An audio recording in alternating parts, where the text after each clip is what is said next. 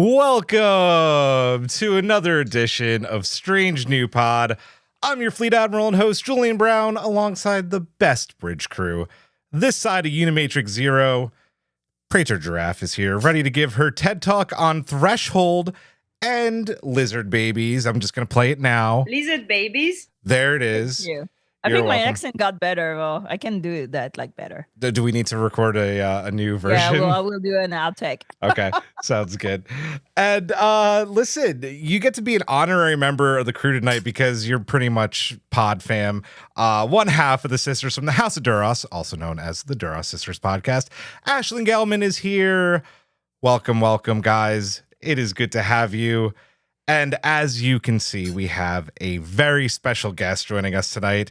They're a grad student whose focus is on Star Trek's impact on culture. Welcome to the show, Raffi. Hi. Hello, hello. I just want to say very quickly before we start, I enjoyed our chat immensely a couple of months ago. And I'm so, this is the perfect pot to have you on. I'm so glad that this is the one that we're doing together. Before we start talking Voyager, which I do believe is your favorite series. Yeah. I think the Voyager in the background gave it away a little bit. Tell us a little bit about what you've been doing, because you're everywhere right now in the Trek sphere. Yeah, so I am just a couple months away from my exhibit opening. And my exhibit is looking at how sci-fi and fantasy, especially Trek, has allowed queer community to happen. So I've been doing interviews, as most of you all know, and just kind of being able to geek out for grad school by watching Trek episodes. So no one told me I could do that, so I just decided to run with it. Other than that, yeah, I'm presenting at a couple conferences coming up about Star Trek. So that's, all I've been up to outside of trying to get a nap for grad school. So naps are hard. Yeah. I get it. And needed. Yeah. And needed. Very true. Well, it is great to have you. It is great to have you, Ashlyn, as well. If you haven't figured it out already, it is the 30th anniversary of Star Trek Voyager, or it was a few months ago. And we are here to celebrate that tonight. Everything from Caretaker at the very beginning and Endgame at the end. We are going to cover it all. Patrons, we hope you understand this week. We have an entire series to cover tonight, so we got you next week. We got a bunch of easy shows coming up for February and March. We'll get your names in those.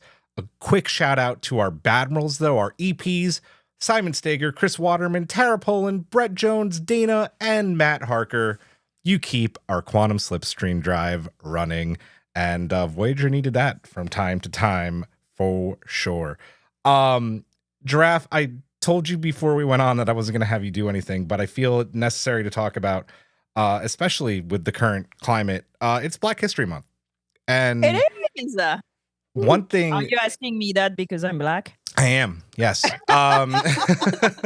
Good. I'm not only asking you that because you're black, but something that you do every year for Black History Month that I find awesome, and I see a lot of other cosplayers do, is post it's like 28 days of black cosplay. And tell us a little bit about what's going on.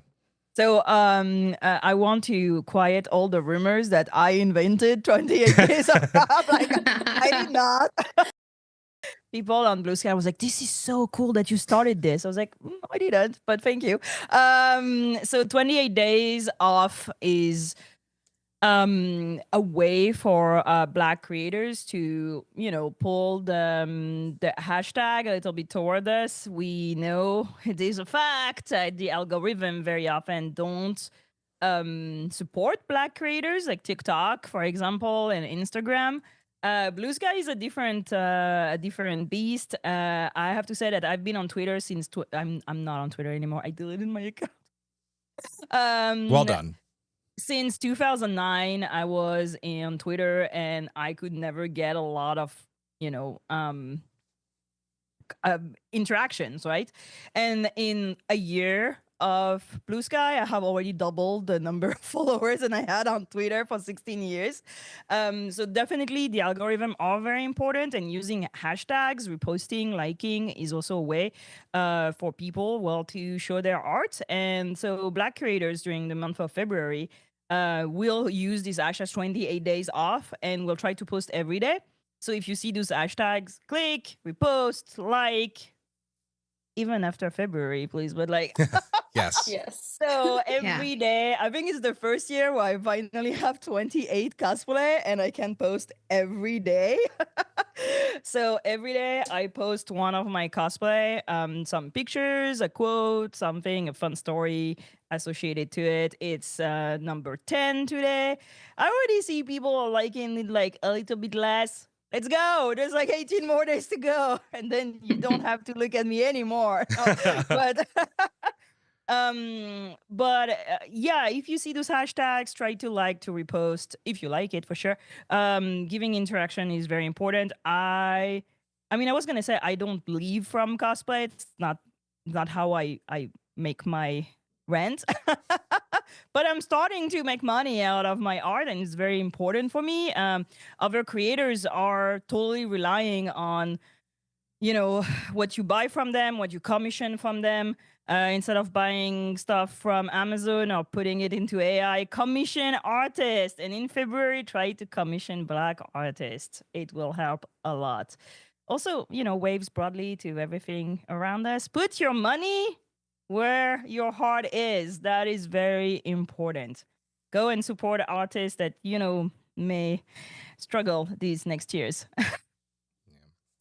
Well, yes, absolutely. Your cosplays are amazing. There are so many other amazing Black cosplayers out there who are posting just amazing work.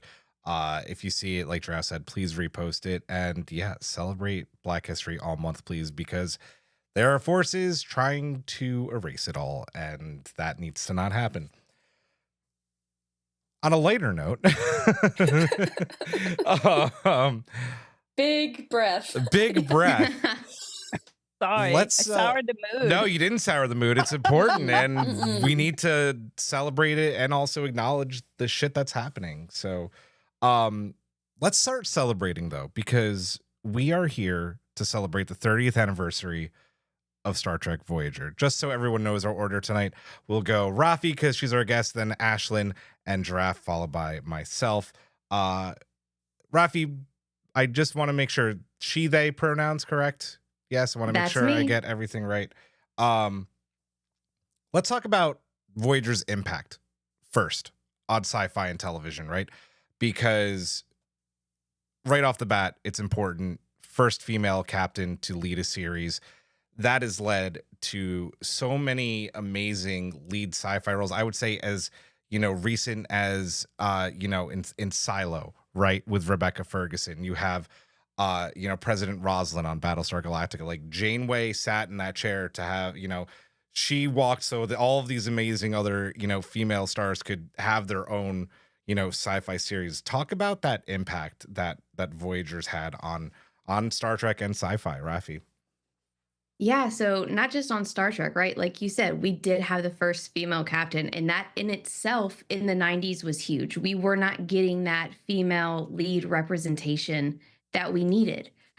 So when Captain Janeway came on, and not only Janeway, but we had B'Elanna beside her. We had, you know, very strong female characters led by Janeway. So then we start seeing, you know, more female characters coming into the picture in the 90s. You can look at Babylon 5 when we're looking at Susan Ivanova. You can look at Jadzia Dax and Kira, and you can see these characters are able to follow the path that Janeway led. But in sci-fi, I just was talking to my wife about it yesterday. I was like, Janeway ran so Agatha could fly. Yeah. And I hands down believe that, because having Janeway, like, not apologetic for who she is, own what's happening, and being willing to get down and dirty with a cup of coffee, that's why we have Agatha all along now. And I think that's just incredible. Yeah, absolutely. I mean, we went from having, like, you know, Pike in the pilot saying, I can't get used to the idea of having a woman on the bridge, to now she's in the captain's chair. I think it's crazy how long it took Trek to get there, but by the time we do finally have Janeway, I can't, like everyone you've already mentioned, we wouldn't have these lead female roles without Janeway, or without Janeway and Voyager too. And I think it's important that she was so like badass. I mean, I know we're going to talk about Kate Mulgrew like all night long, but like absolutely nailed the casting of Kate Mulgrew too, because she just has this energy. She's like chemistry with everyone. She's this like powerful force. And so I think like the snowball has to start somewhere. And so it's wonderful that it started with her. Yeah, 100%. Giraffe? And for sure that there is a lasting impact on Star Trek, but also on our generation. I know we speak a lot about the Scully effect, right? Yes. From the X-Files. Wow, I had to look for that in my brain.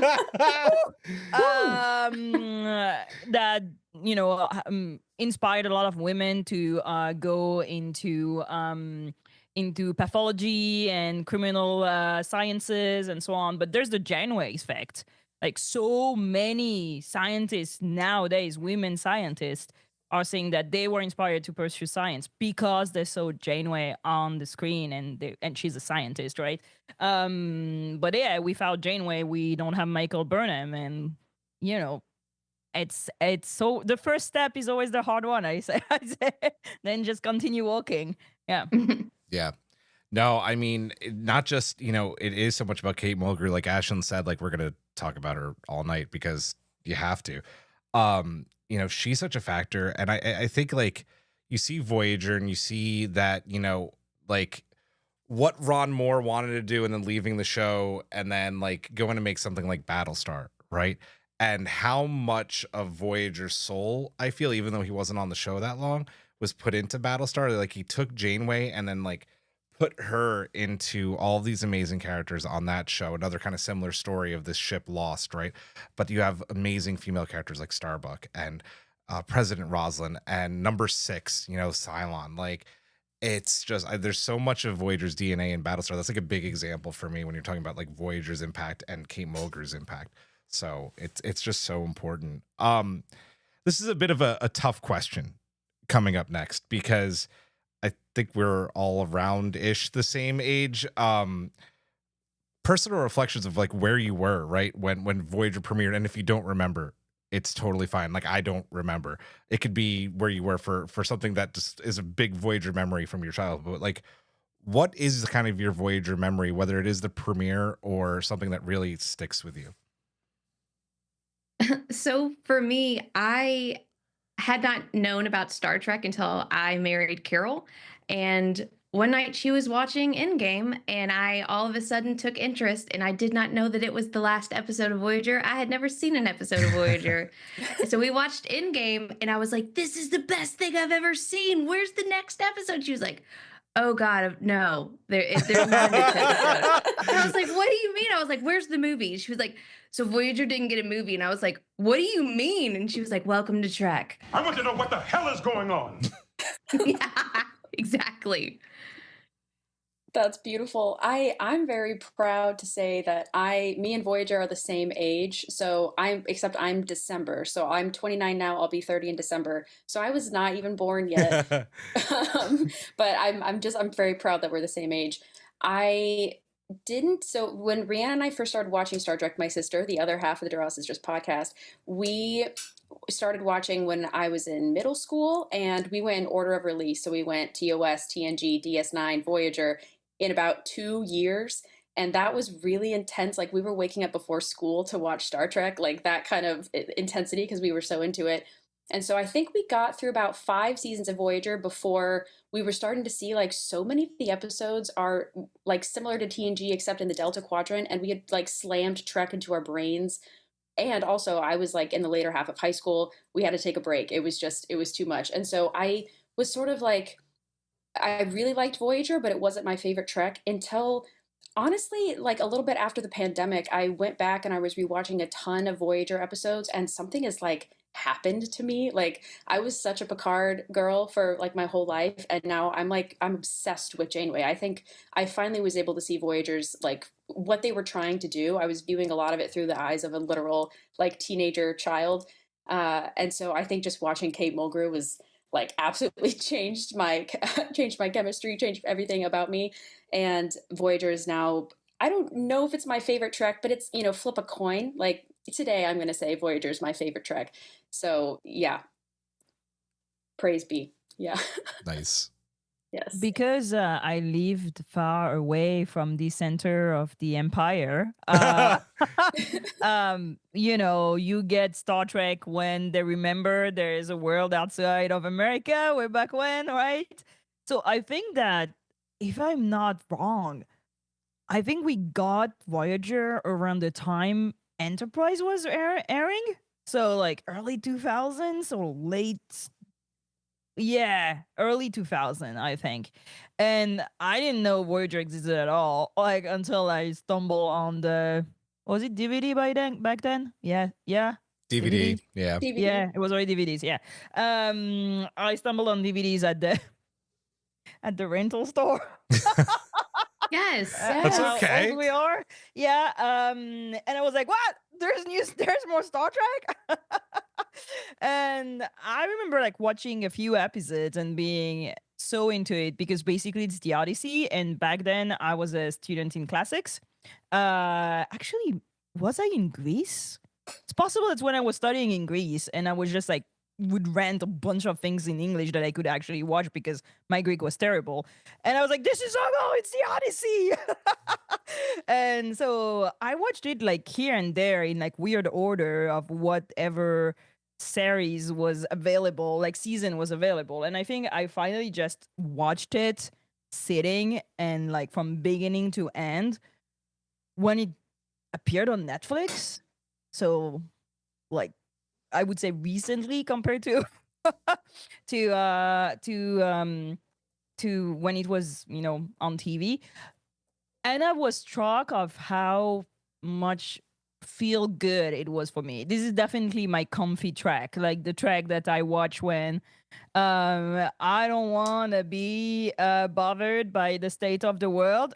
DS9. I don't want to have to roll my eyes because somebody is making long speeches. TNG. I don't want to be what are those plot holes? TOS. I'm like, I'm gonna watch Voyager. Yes. And Voyager is always like these stories, like, you're like, oh, I'm gonna watch 3 episodes, and then it's like on season 4 of Voyager. Yeah, dude. Fuck. Mhm. So yeah, it's definitely my track of heart in the idea that I love watching it. It has become my comfy track, definitely. I have to say the comfy Trek thing resonates so much with me because over the past few years, like we've done DS9 episodes on the pod, and then I just like we did a few things for Voyager too, and whether they were like watch-alongs on the Discord or something that we were doing for the pod, I would have the Voyager episode on that we were discussing or watching, and then it would be like 3 a.m. and I'd still be watching Voyager. And I always say like DS9 is my favorite Trek, but like I had a crisis of faith 2 years ago where I was like, wait, is Voyager my favorite Trek? Because it might be. I love Voyager, and to go along with showing our age a little bit. Giraffe, did you used to get the I don't know if you guys got them in France, but like the mailers where you could like order the VHSs and they came in the and I got in a lot of trouble once because I didn't know you needed to pay for them, and I ordered them and I ordered like 6 of them. My grandmother was like, you need to pay for these, right? And I was like, no. Yeah, that happened. No, I love Voyager as comfy Trek. I don't remember where I was for the premiere, but I do remember a very specific instance. I had gotten in some trouble as a kid, and I was sent away, and they didn't have TV, and I knew I was going to miss Endgame. And this is before email. I wrote a physical letter to my dad. I'm like, dear Dad, I really need you to tape Endgame for me. It is the Voyager season finale. Can you do that, please? And he responded, he said yes, but I have no idea if he's going to do it or not. I get home and I have Endgame waiting for me. And it was like, the best thing in the world. And it was great because it was taped, so I was able to fast forward through the commercials. Yes. Because like if I had to wait, I would be dying. It's just so good. And going back to what we were talking about earlier with the, you know, impact of Voyager, Eric the Red on the chat wrote, but did Janeway order anyone thrown out the airlock, referring also to Battlestar, to which I say they didn't really use airlocks because they could just transport. So I mean, I think Tuvix got airlocked. Yeah. Tuvok definitely like is suggesting to her airlock what is face, the Betazoid, the murderer. Oh, Yeah. Suitor. An airlock. Suitor, And I was like, Yeah. And I think Chakotay airlocked some Borg. So Yes. yeah. Yep. there've been some airlocks in Voyager. So It's like we're not gonna feed him for like 7 years, like just airlock him. Okay then. oh, that was a after waste of that the was ship's after the mind resources. meld and he was all violent. It was Right? great. He was like, just kill him. Oh man, I love Team it. Tuvok. Tuvok, yes. Woo. We already kind of talked about, you know, not just Voyager's impact, but Kate Mulgrew and Captain Janeway's impact. You know, on Star Trek as first female as captain. I don't know if we want to keep talking about that or if we want to go on to, you know, Kate Mulgrew and Janeway, you know, having this, you know, kind of just bigger impact on female representation as a whole. And I would not say just sci-fi, but in television as a whole, leadership roles also in media, and, you know, that impact also, because she's an activist as well, like in this current climate, Yeah. Raffi. Yeah, so she's a huge activist, and even in the 90s, she was too. I don't know if you all, I'll have to find the pictures, but she actually took pictures with upcoming technology. So there's a photo with her in like a phone booth with a cell phone, like showing how connection could happen in the 90s. But her impact just as a person, I mean, Kate Mulgrew will put her toes on the line for what's going on. And I think we see that with Janeway too. Janeway always has kind of faced with these moral, you know, what's a great word? Moral complications or dilemmas, and she is the one that has to stand tall and do it. And as a woman, I think some of us know here, just having to decide the fate of something, even if it's small or large, really spoke to us because Janeway was like, "All right, this is what we're doing. Check mark. I'm not going to sit here and second guess myself. I don't need to have a debate of the heart. I'm just going to make the decision because I'm qualified to do it. I'm here for a reason." And I think in 2025, especially as women,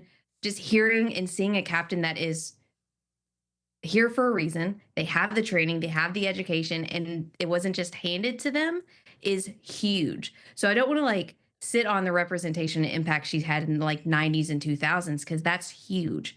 But the impact she's having today on people that are getting into Trek or people who got into Trek because of Star Trek Picard and Seven and wanted that backstory, it's really hard not to think like Kate Mulgrew was showing herself within this character to be this strong woman because she is. She's an incredible person and is hilarious, but will tell someone off in 0.5 seconds. And I love that. Yeah. Yes, I've been so lucky that I've got to see her in person twice. Once in San Francisco at Comic-Con in 2015, and then at the statue ceremony in Bloomington, Indiana. Rhiannon and I both got to see her speak at that, and I like when she's in the room, you're just like blown away. Like, and also like I'm so gay for her too, so that's also probably why I was also blown away. Like. The woman made me figure out my sexuality. But aside from that, I think what I love so much about her too is that she, like, of course, Janeway is pioneering.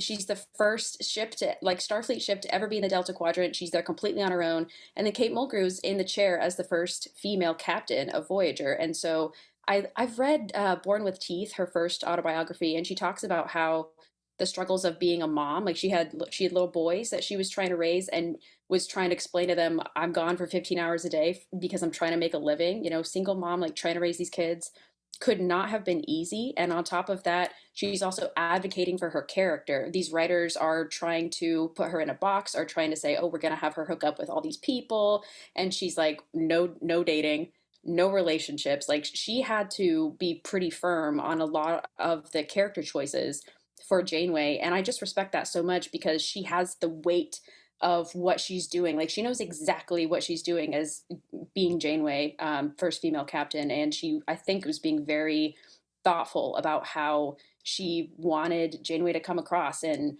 I just love that she was balls to the wall, like, I'm not doing this stuff. You know, she's famous for saying, like, there's not going to be any stuff in the ready room happening, you know. Yeah. Yeah, I'm not dating Yeah. anybody. So just, yeah, queen. I forgot the question, but The impact on you know, Kate Mulgrew, Janeway, like female representation in sci-fi, like especially in that leadership role in media, and then like, you know, especially why it's important kind of in the current climate today. I mean, I don't think anybody would blink now. Like, we have, you know, The Expanse, for example, with strong women captain. We have a lot of women in leadership roles now in sci-fi mostly. Am I wrong? Yeah, most of them. Yeah, most, I feel in like, other shows, in yeah. other shows too. Like, we Yeah. have Veep, we have a lot of like comedies and so on. But Mhm. you know, just to sour the mood a little bit, like, we see that that representation is valid for white women. As soon as Michael Burnham got the seat, we saw what happened very clearly in a lot of the fandom. And I think that the lasting impact of Kate Mulgrew is great, but I will always, you know, advocate for, what about black women, Asian women, trans women, like all Yeah. like women in the large sense, Mhm. which is a representation that, you know, Star Trek didn't get on board a lot until Discovery. Let's be honest. Like, you didn't have, I mean, is there a black woman in Star Trek Voyager? No, No. there's a No. black man. I don't There's- think so. I mean, Yeah. if you And count there's only Tuvok, one yeah, Latina, yeah. which is and Latina representation, like, Latinas are like even less represented than black women in Star Trek. So, you know, there's still a lot of work to do. Kate Mulgrew is an amazing person. She fascinates me and also scares me to death. I've met her once. I mean, I've met her once. No, I met her. She just saw me vaguely in a green room. And she's an incredible presence and an incredible force of character. And I think that it's also what Star Trek actors, especially lead actors, really need to have, unfortunately, with a fandom like ours that will, you know, not dissociate them from their role so much. And which is kind of messed up, let's be honest. Like, they're also actors. And the fact that Kate Mulgrew in herself is such a force of character that matches Janeway is very lucky for us. But for women and for women in the fandom. But, you know, we were talking about new Star Trek, like Section 31. And Mm. and Ugh. the question is always having actors that advocate what their character believe in and that also engage with the fandom at a level that is more than just, oh, you like that episode, you like that character, oh, you cosplay that thing, is getting rare, I would say. And as much as I'm super thankful for all the women that Kate Mulgrew and Janeway, because I think both of them, like, and Janeway and Kate Mulgrew, have both inspired a lot of women.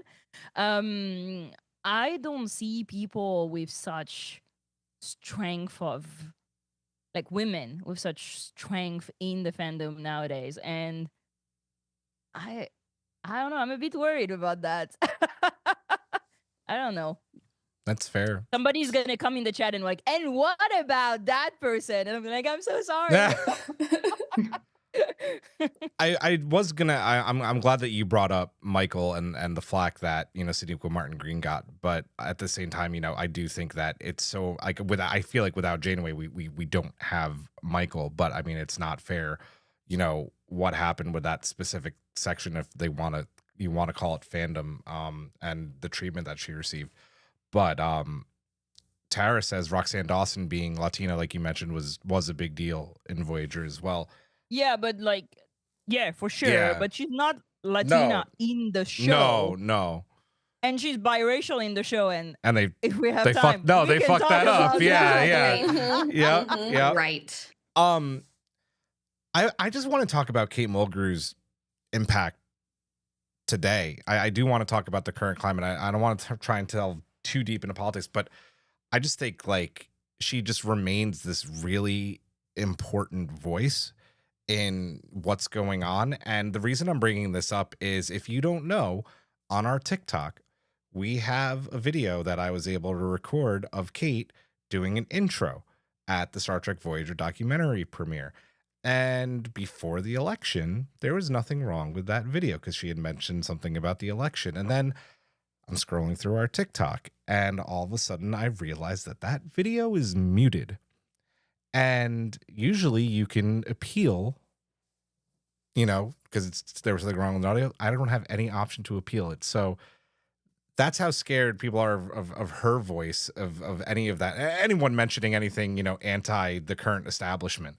But I think it's really important to have voices like hers and how much she's been outspoken for the past 30 years. So let's shift it over from Kate to actual Captain Janeway, right? Because I want to get your guys' perspectives on the character, Janeway's leadership, her strengths, flaws, anything that you want to talk about regarding those aspects of her character and how important they were kind of over and how they grew over 7 seasons, Raffi. Strength. Coffee. Check mark. We are good. Trust that captain to make me coffee any day of the week. Her compassion as a leader, I think as a female captain, Janeway will tell you what's going on, can be compassionate, but at the same time will not take any bullshit. Like, it's just not happening. So seeing that on the TV and then just seeing like this strength of a captain that deserves her spot, like we were talking about earlier. I mean, you can't not have that plus coffee. I mean, this is perfect. I forgot the other things too, but strength, coffee, yes. Yeah, Yes. Leadership and flaws, but I mean, that works too. Coffee is just all of those. Coffee, all of those things. Yeah. Yeah. I think for me, so yeah, like she's the leader of the ship, but I think also she's the leader of the community aboard Voyager. And this is a weird circumstance because there's no other Starfleet around, and it's not like the crew is having interactions with anybody else. Like, they're living in a flying apartment building, basically. And so, like, I love that. If you don't have a good community on that ship, you're never going to make it home. And so I think she's not the Picard style, like, sit back in her ready room and let Chakotay deal with everybody. She's out, like, in the mess hall. She's having dinner with everybody. She knows everybody's names. She knows what's going on in their lives, but at the same time, she doesn't, for the most part, like, she's human like all of us, but for the most part, she doesn't question her decisions. She makes her decisions. She has a really strong sense of morality and also just like what the right thing to do. She trusts her gut. She knows she's right. Even if, down the line, she's like, that was a little bit, like, got a little messy, but like, she follows her path and she hears what other people are saying too. But for the most part, she just like surges forward. I guess, yeah, some of the flaws, I think about, she does struggle so much with her decision to, in retrospect, to destroy the array and how they get stranded in the caretaker in the pilot episode. And that's a regret I think she carries with her all the way to Endgame. Like, Admiral Janeway would not have gone back in time if she still didn't feel some sort of like guilt about that. But she uses that and she gets them home faster. So, I mean, I can't fault her for that. For me, it's really how she never hesitates to use force. And that's something that I wish more people. I have an associate, and today she was like, I think the second day I met you, you said a sentence that you keep saying all the time, and that is, if you want me to be a problem, I'm gonna be a problem. And I feel that Janeway has these, you're shooting at me? You know what? I have 12 billion photon torpedoes for no good reason, and I'm gonna throw them all at your face. Like the thing, like delete the wife, let's take out the garbage, or like that's get out for for Starfleet. Like these absolute, like the no problem she has to match the tone is something that has always fascinated me, and that is something that also I take with me, and I'm unapologetic about it. You're gonna be a dick, I'm gonna be a dick. I'm gonna match the energy in the room. And I think that after Picard, that was such for me a relief. I think Cisco has kind of that, like, fuck with me, I'll fuck with you. Yeah. Yeah. But this, you know what? Let's not do diplomacy with people who are shitting on my face. We're not going to do that. And I really like that. And I think that it's also a lesson for the ages, you know? At some point, being polite doesn't work. And nobody tells her she's bossy. Nobody questions that she's using force. And I'm like, if that could be like that. Nowadays. And that's for me, like, what, you know, Janeway as a captain really means. It's the I'm done being polite. I'm gonna get these people home, and if that means that I'm gonna go through you, I will go through you. And she can do it nicely, but she can also shoot at you. Yeah. And the sacrifice, the I mean, like, Year of Hell, or what is that? What's the name of that episode where there's like the dual, the two Voyager and the exchange? I don't remember the name of the episodes, but yeah, the exchange of Harrys. Yeah, parallels. Yeah. Parallels. Yeah. You know, all these like insane decision that she has to make, because they're insane. This is insane. This is insane situations, right? And again, it's really like the Odyssey, but in the Odyssey, like he gets nobody home. He gets only himself. Like, everybody dies on the way. She gets almost everyone home, like 99% of the crew. And that's such a feat of moral strength. Yeah, she takes decision, but yeah, also she chooses violence, and I'm here for it. Same. Yeah. I love Janeway's violence a lot. I mean, like, there's the iconic shot of her with the phaser rifle, right? Like, she will fuck your day up if, you know, you cross her. Macrocosm, right? Yeah, Isn't it? macrocosm. Yeah. Oh yeah. So good. One of my things that I always loved about Janeway, and I think it leads to both her strength and her flaw, is that she had to navigate not only being the captain of a Federation starship that she still tried to make as Starfleet as possible, she had to act as a dead mother too, because these are people who are stranded and far away from their families. And as much as she wanted to run Voyager as a Starfleet vessel, it just was never going to fully be that way. And there are times where she did struggle with that, right? Where, like, she was trying to put the Prime Directive, you know, ahead of, like, you know, crew matters or ship matters. And I think that was a really, you know, Ashlyn, you were talking about, like, guilt and decisions that she made from all, you know, carrying that over all the way from Caretaker to Endgame. I think, like, finding that balance, like you're saying, like, no relationships, like we talk about her and Chakotay all the time, right? You know, where was that perfect balance between Starfleet captain and, you know, mom trying to get all her cubs back home, you know? And I always appreciated that. And I would say, again, like, so many of, I would say, and they're hard to call flaws, but so many of, like, Janeway's flaws really do, I just, like, think make more of, like, her strengths stronger, if that makes sense. Like, you know, Janeway makes an order, and that's the final say. And that came to blows with Tuvok. That came to blow with Chakotay. And yeah, she didn't, I don't think that she regretted most of them. I don't think she ever said it, but I think there's definitely, like, a bit of regret with the situation with Seven and the choice to, you know, not, like, when Chakotay decided not to honor the deal with the Borg. Like, I think that's, like, a really big deal to her, and, like, trying to reconcile that.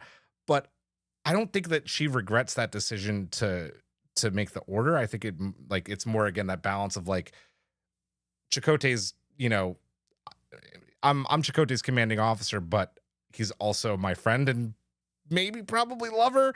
Where's that balance? And I think she did an amazing job throughout each season, growing upon that, stumbling at times as well. It's just such a wild journey to watch in kind of like all the best ways, and I love that.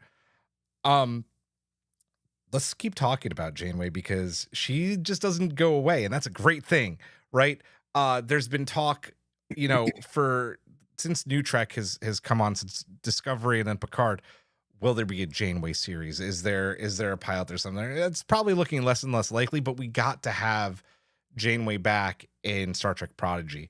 I want to talk about the influence that she's had on modern Trek and showing back up in a major way, Raffi.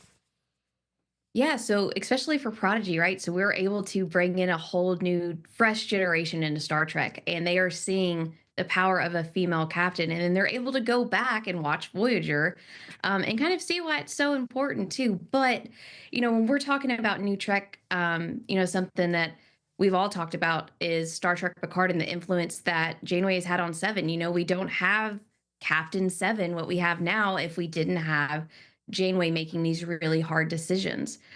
We wouldn't have Seven if Janeway hadn't decided that she was going to go back and, rewrite history just to make sure Seven could live a little longer because, time travel, it's Janeway. We can do whatever we want.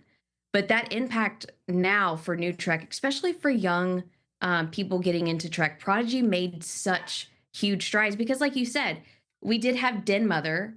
We're looking after kids that have know nothing about Starfleet. We're just trying to figure out things. And then we have Teacher Janeway. This is Starfleet. This is what we do, and this is how we're going to do it.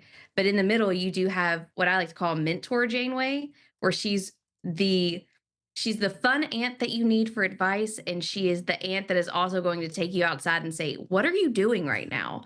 And you don't know where you're at with Janeway sometimes. And I think that's what makes Janeway so powerful. Especially as a woman, because I think in society, especially sci-fi for women, it's very much, well, I know where I stand with this woman, and this woman is, my partner or my friend. And Janeway's like, I don't care. Like, I just want to get us home. I want to be Den Mother. I want to be captain, but your opinion isn't going to change the decisions I have to make. I think that's powerful for 2025 for kids to see, the next 4 years, we're going to need more Janeways. Yeah, I just want to say real quick, Raffi, I love what you said about Janeway. Like sometimes just, she would put people in timeout sometimes, like on Voyager, right? Like someone did something wrong. She wouldn't talk to them for a little bit, or the break. Yeah. Well, let's not forget, she took the 3 ensigns that have never been on an away mission, and she was like, absolutely not. We're getting on a ship and we're going to go do something. And, all hell breaks loose. And then she becomes this captain that is also now your Den Mothers. I'm not going to let my flock fall under the radar just because they're scared or it isn't what they want to do. And I think there's a line, I was watching the episode earlier, it's one of my favorites, but he says, well, I didn't want to be here in the stars. And she said, I'm so sorry that the Delta Quadrant is an inconvenience for you. I'll take note of that. And I was like, all right, well, that works for me. Love it. I love what you said about you don't really know your place. I was thinking about that with Prodigy. Like if I was a kid having to interact with Janeway, I wouldn't know what to do. I would freeze up. I love Prodigy. I just rewatched most of the first and second season because my husband watched it for the first time, and anytime it was on, I was like, "Oh, what part are you at? I have to watch Shattered Mirror with you."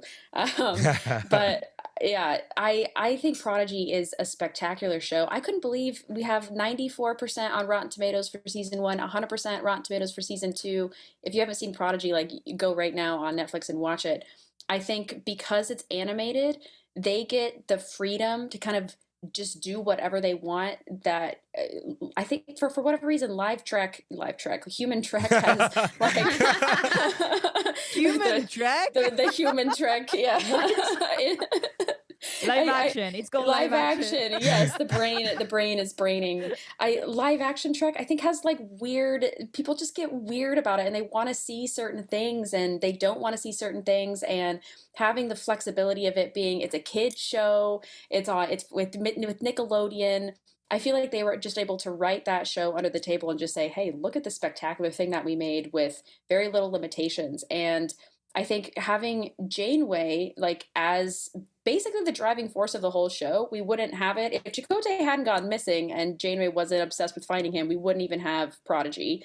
So I love that it's basically a sequel to Voyager. We get to see like what some of the crew are up to after, and in correlation with what's going on in some of the Picard, early Picard timeline. So I think season 2 especially, we get to see some sides of her that we don't normally get to see. We see that she's more vulnerable when she's looking for Chakotay. I love that everyone in all of Starfleet knows it's like your feelings are getting in the way. and she's just like, shut up. Like, I don't care. Jellicoe's like, turn around, come back to Earth. She's like, I'm not doing that. And then again, like at the end of the show, we get to see her standing up for, because they're trying to pull everybody out of the Romulan evacuation, and she's standing up and she's saying, I'm not gonna let this happen. Like, this is not okay. So I think it's just awesome to have her. Like, if you're gonna choose, I mean, any of the captains would have been cool to have, but I think having Janeway specifically was a really good call for Prodigy to bring back. Yeah. What else can I say after all this? Yeah. Like writing down, she didn't answer fast enough. That's exactly what I'm writing down. I know. It's to I was make just you listening. sound I was good so later. into it. I was like, yeah, human Trek, you're right. No, Prodigy did an amazing job. And I always think like who else could have been the mentor for those kids. And there's nothing, there's nobody else, because I don't think we ever had any other captain spending so much time with their crew. Even if all like TNG was 7 seasons and so on, and same for the S9, there's always this, you can go to Risa, you can go see your family. And Janeway didn't have that. She was literally on the Magic School Bus forever. Mm-hmm.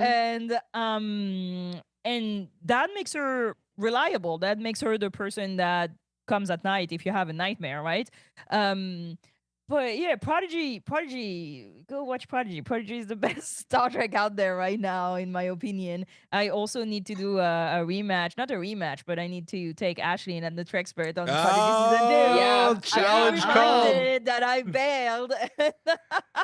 We need to do that. Yeah, we have a debate upcoming. Yeah. Yeah, we also need a season 3, because I think that Prodigy just arrived at a moment where I really want to see what Janeway does at that moment of Star Trek history. We know what Picard does. We know like what happened more or less, but I am fascinated by the repercussion of the politics of all that, and I think that Janeway, being such an incredible politician, I won't say diplomat, but politician. Politician's better than diplomat, I think, when you're talking about Janeway, for sure. Yeah.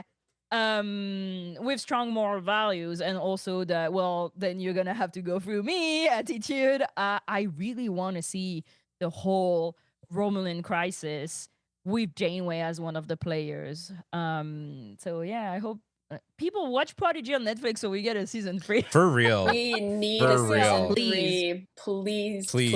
Please. This is just a fun little, check out the Strange New Pod Patreon. In a few months, once we get through the Star Trek Adventure 2nd Edition starter set that we're doing for our patrons, I'm actually in the process of writing a ongoing campaign set in like the immediate hours and days after the Prodigy season 2 finale, and it's going to be awesome. So shameless plug, check out our Patreon. I want to read Jim McMahon's comment real quick.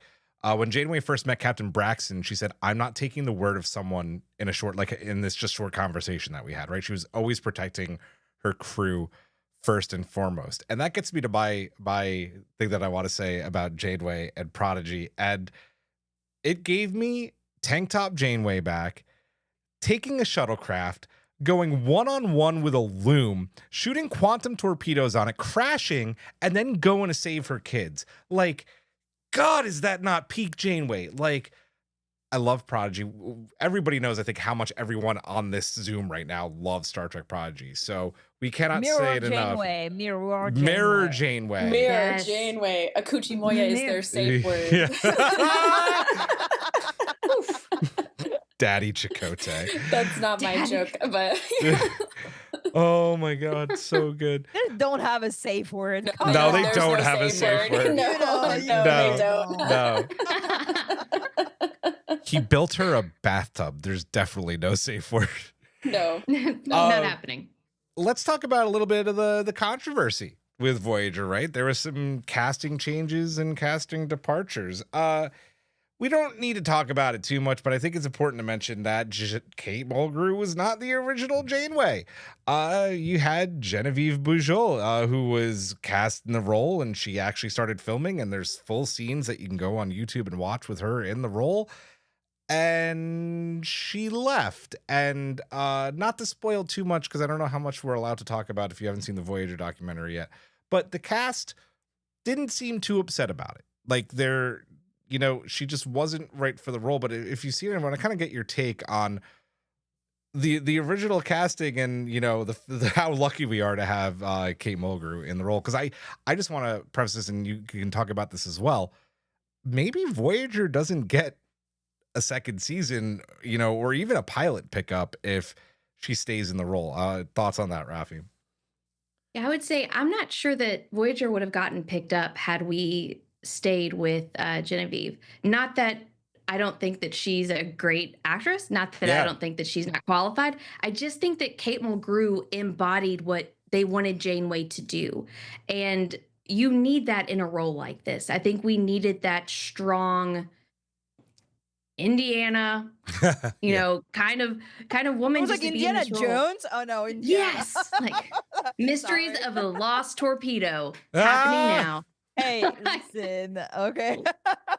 Just see like a random ball go across my screen. Just it's fine. But yeah, I don't think we would have gotten season 2 of Voyager. Like I said, I don't even know if we would have gotten a pickup. And I think a lot of the pickup, and I think I don't want to spoil too much about the documentary either. I think the crew knew that as well. I think that was something they were worried about. Yeah. I have not seen the documentary, so I can't spoil, but I have listened to the Delta Flyers episode where they talk about Caretaker, the pilot, and that has, Robbie Duncan McNeil and Garrett Wang both on that pod. And they talked about how in this first couple scenes, like she was not prepared for the technobabble, and Janeway, it has all the technobabble. Like she goes hard, her character, and so it seemed like she wasn't prepared for it. The chemistry was just like not happening. It was like seems like like no one on the bridge was really vibing with this, and so I think you kind of know when a cast is gelling, especially as the actors. And if they can tell, we certainly can tell. So I'm with y'all when you're saying like probably wouldn't have gotten picked up. I think you need someone. I mean, Kate Mulgrew. Like I mean, how could you ever have chosen someone better than Kate? Yeah. Sorry, I'm eating ghost cooked cookies. Oh, And- I could send Yum. you order from I'm Cecily. jealous. I'll send you If you more. just wanna pass Guys, it, I'm your you know Girl where Scout hookup. You know I'll where I send work? them. Do you know how many Girl Scouts I have to order for? Yeah, but I'm your friend. They're my students. Fair. So, Trek always have this problem of Star Trek is a pick me girl. Like they want to be loved. Like, oh, what are we gonna do so more people love us? There's a lot of people that already love you. Like, stop it. You don't need to write for that audience that knows nothing of Star Trek. Star Trek has been around for like 60 years. Everybody knows some Star Trek. If they're not already watching, they're not gonna watch. That's it. And this need of putting famous actors that are bankable and that they think is gonna make their series sellable has always been a problem. I know I'm gonna receive hate mail and I'm very sorry, but for me that's also the problem with Captain Archer. Like they wanted Scott Buckley because he was so hot at that time, right? Called quantum. How do you say that in English? Quantum leap? That in French it's code quantum. That sounds cooler. Yeah. does. Yeah. It does. Phantom Lip and so on. And, you know, they wanted somebody that everybody knew from TV. But let's be honest, for me, it doesn't work as a Starfleet captain. Like, I don't buy him. Also, he's a dick all the time. I'm just like, eh. And we see these happen over and over again. And we've seen it in Star Wars too. Like, Star Wars was way better when they had people that nobody knew, with the exception of Ewan McGregor. Yeah. And I do think that TV is a world that is different from movies. And when they try to put these movie stars in roles that they just pay them to be here, it doesn't work. You need somebody that's ready to pull the 17 hours on the set. You need somebody that's able to do 24 episodes in 7 seasons and like keep adding to the character. So I do think it was a studio ID, so a stupid idea. and I'm glad that they went back and actually casted somebody that could do the work. But that's something that we keep seeing in TV all the time. I'm like, I don't care about these movie stars. I just bring new actors that will be the new face. They did it with Batgirl, Batwoman. On the CW, you know, it was Ruby Rose, who was not, maybe I think it was Ruby Rose, and I think that she was, or I think they were used to, you know, film or just like a not like regular schedule, and they hadn't done stunts or anything before, and left, and then like, you know, they were Batwoman. And then you have to completely redo your show. And then, of course, it gets canceled because if you don't cast the right person as a replacement, you're fucked. So, yeah. Also, hire voice actors to do voice acting, not just random famous people. Yeah, exactly. I have messages today. I'm Talk like, about it. Giraffe, you always have messages. That's why we love you. Yeah, I have opinions. So we had the situation with Kate taking on the role of Janeway, and then, you know, we have season 4 come along, and, you know, Kes had always been a bit of, and still remains kind of a controversial character just because the Neelix factor of the character as well. But I think there were always issues on sets with Jennifer Lean, who played Kes, so we know about her abrupt departure, and then obviously Jeri Ryan's introduction as 7 of 9, and pretty initial, you know, and to this day, controversy around her arrival. We know her and Jeri Ryan and Kate Mulgrew didn't get along. We know that Paramount, Rick Berman, brought her on for the sex appeal. I want to talk about Jennifer Lean leaving as Cass and 7 coming to take place. Raffi. Yeah, I think, you know, Jennifer's character, I think all of us have kind of alluded to. The Neelix factor just didn't make it work. I think outside of just the character, there were situations. But yeah, the character I don't think works. So I think when we had Jeri Ryan come in, I really think that it allowed the show to take it a different level. We did have those issues. And from what I understand now from different interviews, a lot of what Kate Mulgrew was having an issue with was the fact that they were over sexualizing Jeri Ryan. Yeah. So it wasn't an issue with Jeri. It wasn't an issue, you know, with the situation. It was the sexualization of it and the way that Kate Mulgrew had set up Captain Janeway to then be faced with Jeri Ryan and 7 in a catsuit and heels for, you know, 3 more seasons. I think that was a slap in the face too. But, you know, 7 of 9 is kind of my favorite character.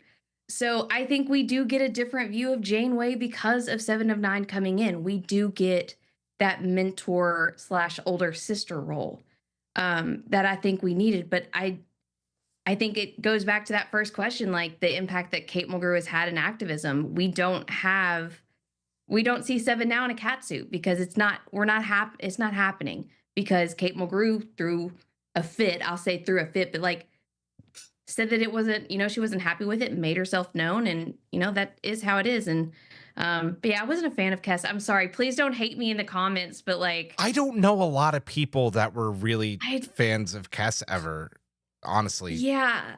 I don't know. Maybe as a historian, I'm like, are we a child? What are we doing? Where's your parents? And Neelix, go sit down. Like, Mars Take just an put it plain entire and seat, mill it. Mars just And put it go away. plain and simple in the chat. Just wrote Kess sucks. I mean, if you want to get as brutal as possible, there it is. I Yeah. think there's an episode, and I'm blanking on the name right now, where it's like she ages backwards, and it's like a Kess episode, and she's like married to Tom Paris, and Yes. I actually think that one is pretty good. I've rewatched that one recently, and I think that one is not too bad.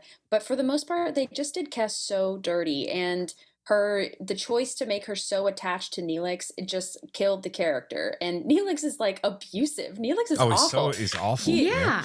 And once Kess leaves and when she's out of the picture, Neelix, I hate to say, improves as a character, and then the show improves with the addition of Jeri Ryan for 7.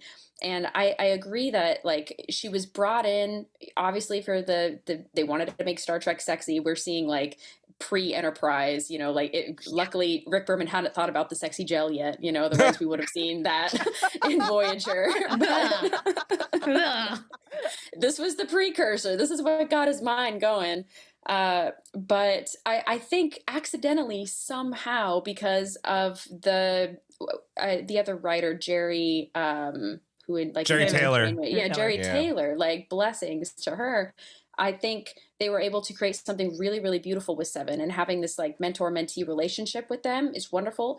I do think, and this is Rihanna, my sister, has pointed this out a lot, that it's kind of crazy that 7 didn't get quarters like in the last season of Voyager. Like by the time she's kind of deborgifying herself, she still sleeps in the cargo bay. Well, she Like- had to plug herself up. I know, but like Put the alcove in some quarters for her. Yeah, Jesus put the Christ, she's alcove in the in some fucking quarters. cargo bay. Yeah. Give the gal some Yeah. walls. Tired, okay? Goodness. They're not like carrying an alcohol, like Let the five girl days lay up. down. I know, and she's wearing heels all the time. Like that's exhausting. Like put her. Oh my god. I mean, honestly, she would have been hotter in a Star Trek in his uniform. Like, are For you real. kidding me?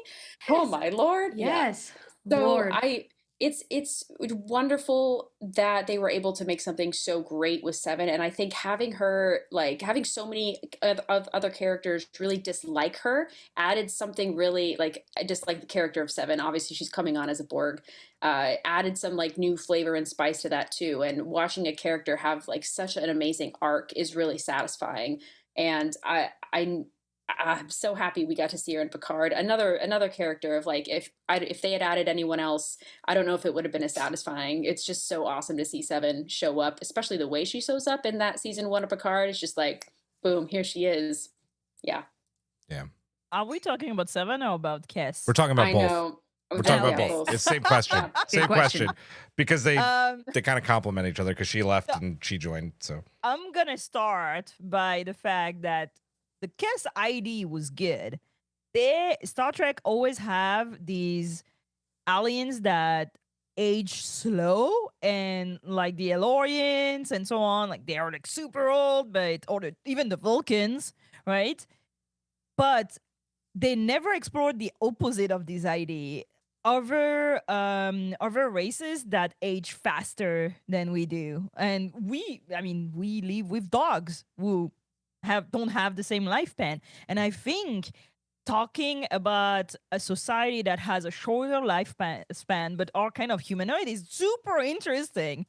The thing that they forgot is that makes her a little child, and thank God most people have a little bit of, I don't know, mind, conscious, ethics, and it was just gross being, Neelix is sleeping with a 4-year-old? yeah, it's Like, what do you fucking. mean? And So bad. we know she's not a 4-year-old, but the fact that they keep bringing it up is just like, and they never really explore how the Ocampan, I mean, they do a little bit, like how their society function and how do they deal with the fact that they live to be, 11? 9. And then 9. I gave them like a few extra years. It was nice of you. 9 Yeah. and die. Like, I think there's an episode in Stargate where they have like a society that ages super fast like this and die, and it's really interesting to see how basically they can't improve because they die too fast. So that was a good idea. But then I think at one point they were like, oh, it doesn't work. So we're going to make her mean. And then we're going to make her try to kill everybody. And I was like, oh, that is even worse. And then they replaced with Seven. We're already established. I was around in the 90s. And I mean, TV in the 90s, let's be honest, if women were not sexualized, you were very lucky. Like, I watch back a lot of things and I'm like, that's fucked up. Like, Ghostbusters is absolutely horrible when you watch it as a woman. Like, and I was like, and we were all absolutely okay with it. Like, that would never been something that I would be like, that's not cool for her to be in heels, for her to be like half naked. Like, it was like normal. I think one of the rare sci-fi series where women were not half naked was Stargate. Yeah. And I mean, just because besides the pilot, yeah. Because Sam Carter was wearing a uniform, and that was pretty much it. Yeah. So yeah, I don't know. I personally was not really into Seven at the beginning because I didn't like the Borg. And I was like, I didn't know what to do with this character. And I think for me, what really made me gel with Seven was that her parents were fucking horrible. And I was like, I can relate to that. And I think that she really took over like the Spock place in the crew, you know, the person that doesn't know what's going on and needs everything to be explained to them and needs to find their spot, and everybody needs to take care of them. I mean, needs to accept that they're not exactly fitting. And yeah, I think I like Seven in Picard way more than I like Seven in That's fair. in Voyager. Also because like the thing with Chakotay was weird, man. Don't even get me started. That doesn't exist. We'll That be never here all happened. night. It never happened. It never happened. It was weird, but there was like very rare moment where I was like, I'm into Seven, because then there would be something weird and I'd be like, because I watched also Voyager. I was like a full-grown adult Yeah. when I watched it, and I had like these like, you know, yeah, but how do you have these women going around when you have Janeway as a captain? You know, like, but yeah. And then I learned about Berman, and then everything and made sense. That's kind of my thing. Like, I think when Voyager came out, like, I'm probably a little bit young to be the target audience for Sexy Seven, but I mean, I sort of get like hormonal. Like, I'm a young boy, but like, if that was the task, it didn't work for me. I never was into Cass as a character. Like, just could never, because again, the Neelix factor was just always, even as a kid, Cass and Neelix was really weird to me. And then Seven came along, and I remember young Julian being like, that's a really weird uniform. Why is she wearing that? And then I loved Seven right from the get-go, the exact opposite of Draft, because she was Borg. And it brought this thing that we'd never seen in Star Trek before, except with Hugh a little bit in TNG. What happens when you're removed from the collective? And it's not the Raven, but it's the episode that digs deeper into the Raven later on, where it actually shows Seven's parents and what they did. And it's just some of the best storytelling that Voyager did, giving Seven of Nine this really, really tragic backstory. And, you know, where the point's like, you can almost sympathize with Seven feeling like the Borg are her family, right? Like that the collective is family over her really shitty parents. Like Eric, was it Eric in the chat? Or someone said, Jim McMahon, Seven's parents might give Worf a run for the worst parent award. Yeah, I mean, you don't bring your kid into with the Borg. They had already known what the Borg had done, like at Wolf 359, right? Like, come on, guys. So I loved Seven from the get-go, but it wasn't because of the sex appeal. It was because she was Borg, and it was a really cool fucking character. And let's keep talking about that, right? Because I feel like I guess some people got the rocks off on Seven being in a cat suit, but that's not why she became popular. She's now one of like the most beloved characters in Star Trek, period. And has this beautiful evolution in Star Trek Picard, where we see her first as a Fenris Ranger in season 1, and then this kind of journey into finally becoming a Starfleet officer. Let's talk about Seven becoming such a beloved character and returning, 5 years ago in Picard. Yeah, I mean, one, I love Picard. I think, like one of y'all said, when Seven hit the bridge in Picard, I remember my wife gasping and I was like, what is happening? And she was like, that's Seven. And I was like, holy crap. But seeing Seven, like, one, reclaim herself, that in and of itself in jeans and, the gun belt and just being so toe to toe with Picard, where, she said, does it make you happy that, that I'm struggling or what have you? And then her, season 2, we find out about her sexuality a little bit more. And we find out that she is this human, still reconciling with her Borg self, but more human because she lost Egypt. And I think we see that kind of throughout Picard. But when we get to season 3 and she's in a Starfleet uniform, I was like, okay, this is what we've been waiting for. This is the impact of a character that embodies Janeway in a couple of those episodes, where, especially when she's on the bridge, I hope I'm not spoiling it for anybody. It's been a couple of years. It's been a few years. So you're fine. It's been a few years. Like, so sorry, but if I do, but when she says, "Get off my bridge, you bitch," and I remember going, "Oh, that's Janeway. That's Tank Top Janeway. Tank Top Janeway's getting her bridge back." But I mean, Seven just, like, historically has been a character that so many people have seen themselves in, because you see this evolution of, at least for me, you see this evolution of someone who's lost their parents and had a adopted family in the Borg that was just as toxic, to then be rescued by a crew that majority don't want her there. And those that do want her there are fighting for her to become something that she's not. So even with her reclaiming her name and saying, my name is Seven, it's not Annika, I don't want to go by Annika. We see such a huge shift in the conversations of, especially in the 90s, well, that's their name, that's their chosen name, that's what we're going to call them. It's not Annika Hansen, or it's not Hansen.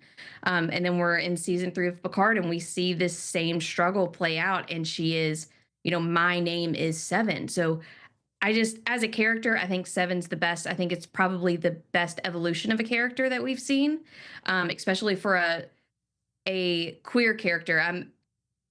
I'm remiss to say, like, fully female character, because we don't, I don't want to put any genders on Seven, especially with the book, not Fire. Yeah, Firewall, yeah. Yeah, Firewall really, I mean, if you haven't read the book, please read Firewall. I mean, it really looks at gender and sexuality with Seven, and coming to, blows with not being what Janeway, wanted her to be, and Starfleet not doing what was needed. But yeah, I probably missed the question, but I mean, Seven's the best. No, you didn't at all. It's great. Yeah. I mean, that evolution has changed, I think, television history. And I think that's why so many of us are like, please give us legacy, or some form of legacy, so we can continue to see an older woman run a starship. You got to have it. Mic drop. Yeah. No, exactly. I think a lot of people love Voyager because it is this found family motif. It's people who they're alone, away from their family, and they have people like Janeway is filling the role of their mom, and definitely for Seven, I think that really embodies the found family trope. And I love what they did so much with making her queer. Like, I think that is absolutely incredible, and it's definitely a miss, something that if they had made Voyager what would it have to be, like 20 years later, maybe the doctor would suggest to her, like, hey, while you're dating, like, date women too, or like date other genders, like, you don't have to be trying to ask out Tom Paris, like, not that she was dating Tom, but yeah, just a lot of that is just like cringe sort of to watch when the doctor's like helping her with her sexuality. I'm like, okay, someone else needs to step in and do this. He's not programmed for this. But we finally get to see her it just be a person in Picard. And I think I have a lot of issues with Picard for so many reasons, but having Seven there is not an issue at all, except that, like, I would like to see her and Raffi, like, maybe have a real relationship rather than like a little kiss and a little handhold. And then I just felt so like misled. But I mean, Raffi said it already. I think that like having a fully fledged 7 of 9. I want to see Captain 7. I don't know if we'll ever get a legacy show, but it would be nice, even with whatever future Trek shows they decide to make, if we still have her, you know, in the timeline where she's captain, I think is always a good call. I think that a lot of what makes 7 very interesting was what the fan read into 7 and what against the show people identified with 7, because let's be honest, it's still a Berman show, right? And a lot of what makes 7 and Janeway interesting was because Jeri Taylor was writing them, a woman. And they had to navigate a lot of things to be able to say anything, and all this thing about her sexuality, all the thing about dating Chakotay. That was what the show wanted 7 to be. But then, you know, fans have this ability to read into metaphors and allegories and to make the characters theirs and to find representation through those characters. Through 7 wanting to use their chosen name, that resonated with a lot of fans that were struggling, you know, with people then naming them and so on. But when you see like Picard, the thing is that this is thrown to the garbage. Like they don't want that for 7 very clearly. Like she had to break up. That was not brought up. Like the whole thing with her facing plans, for example, when in season 2 she has to take them back, and I'm just like, we are not having the conversation around 7 in the show. The fans are having the conversation around 7 outside of the show, but the show doesn't want to have this conversation. The show doesn't want to have a gay queer Captain 7. They want it to be in the footnotes but not shown, you know, not said. Like the first thing they did in season 3 was to break them up. I'm sorry to remind you all that, but that was very clear, right? And the whole thing with the Borg, how they were treated in season... First of all, I'm done with the Borg. I'm sorry, I'm going to say that again, but like we need to move on. I'm so sorry. We're about to talk about the Borg so much. I'm okay talking about the Borg. I don't want them in my Trek anymore. But the Borg also have been, and we'll talk about the Borg, but because she's Borg, right? The Borg come with a lot of reading of their allegory and what the Borg stand for, from communism to, to like change and to evolution and to so many things.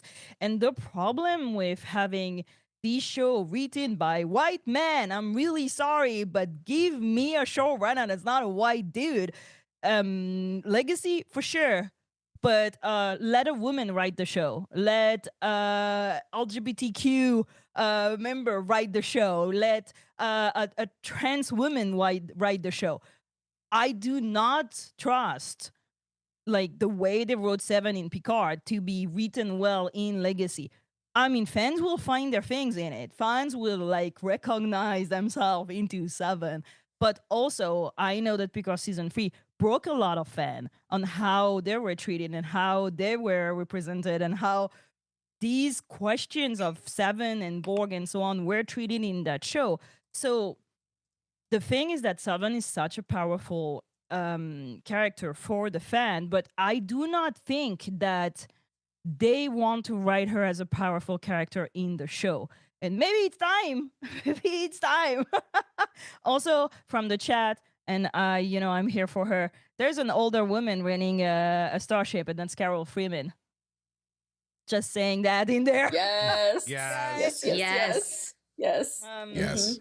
Yeah, I have a lot of renting to do today. I had a bad week. I'm really sorry. Like, I'm here for it.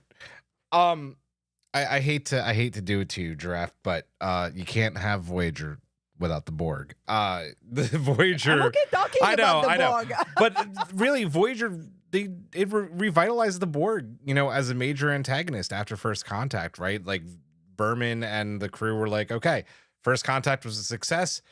The Borg are in the Delta Quadrant. This is where we're going. Some people will say that they maybe used the Borg to a point where they stopped becoming scary.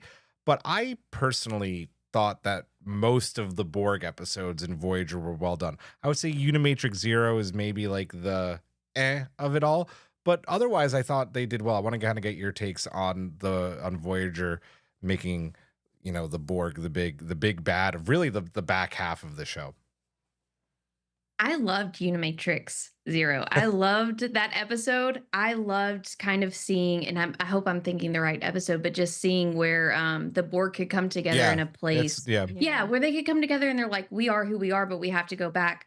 As a historian, I've always seen kind of the allegory between like the Borg being like nationalistic America and not, thinking you have choices and not really, versus what Starfleet was supposed, be with you being this free individual, or the ideas of it. But I mean, the Borg, I don't know, they never really scared me. And by like season 5 or 6 of Voyager, when I was watching, I was very much kind of done with the Borg storyline. I wanted to focus more on Seven reclaiming her humanity and still being a Borg, and the Borg being accepted.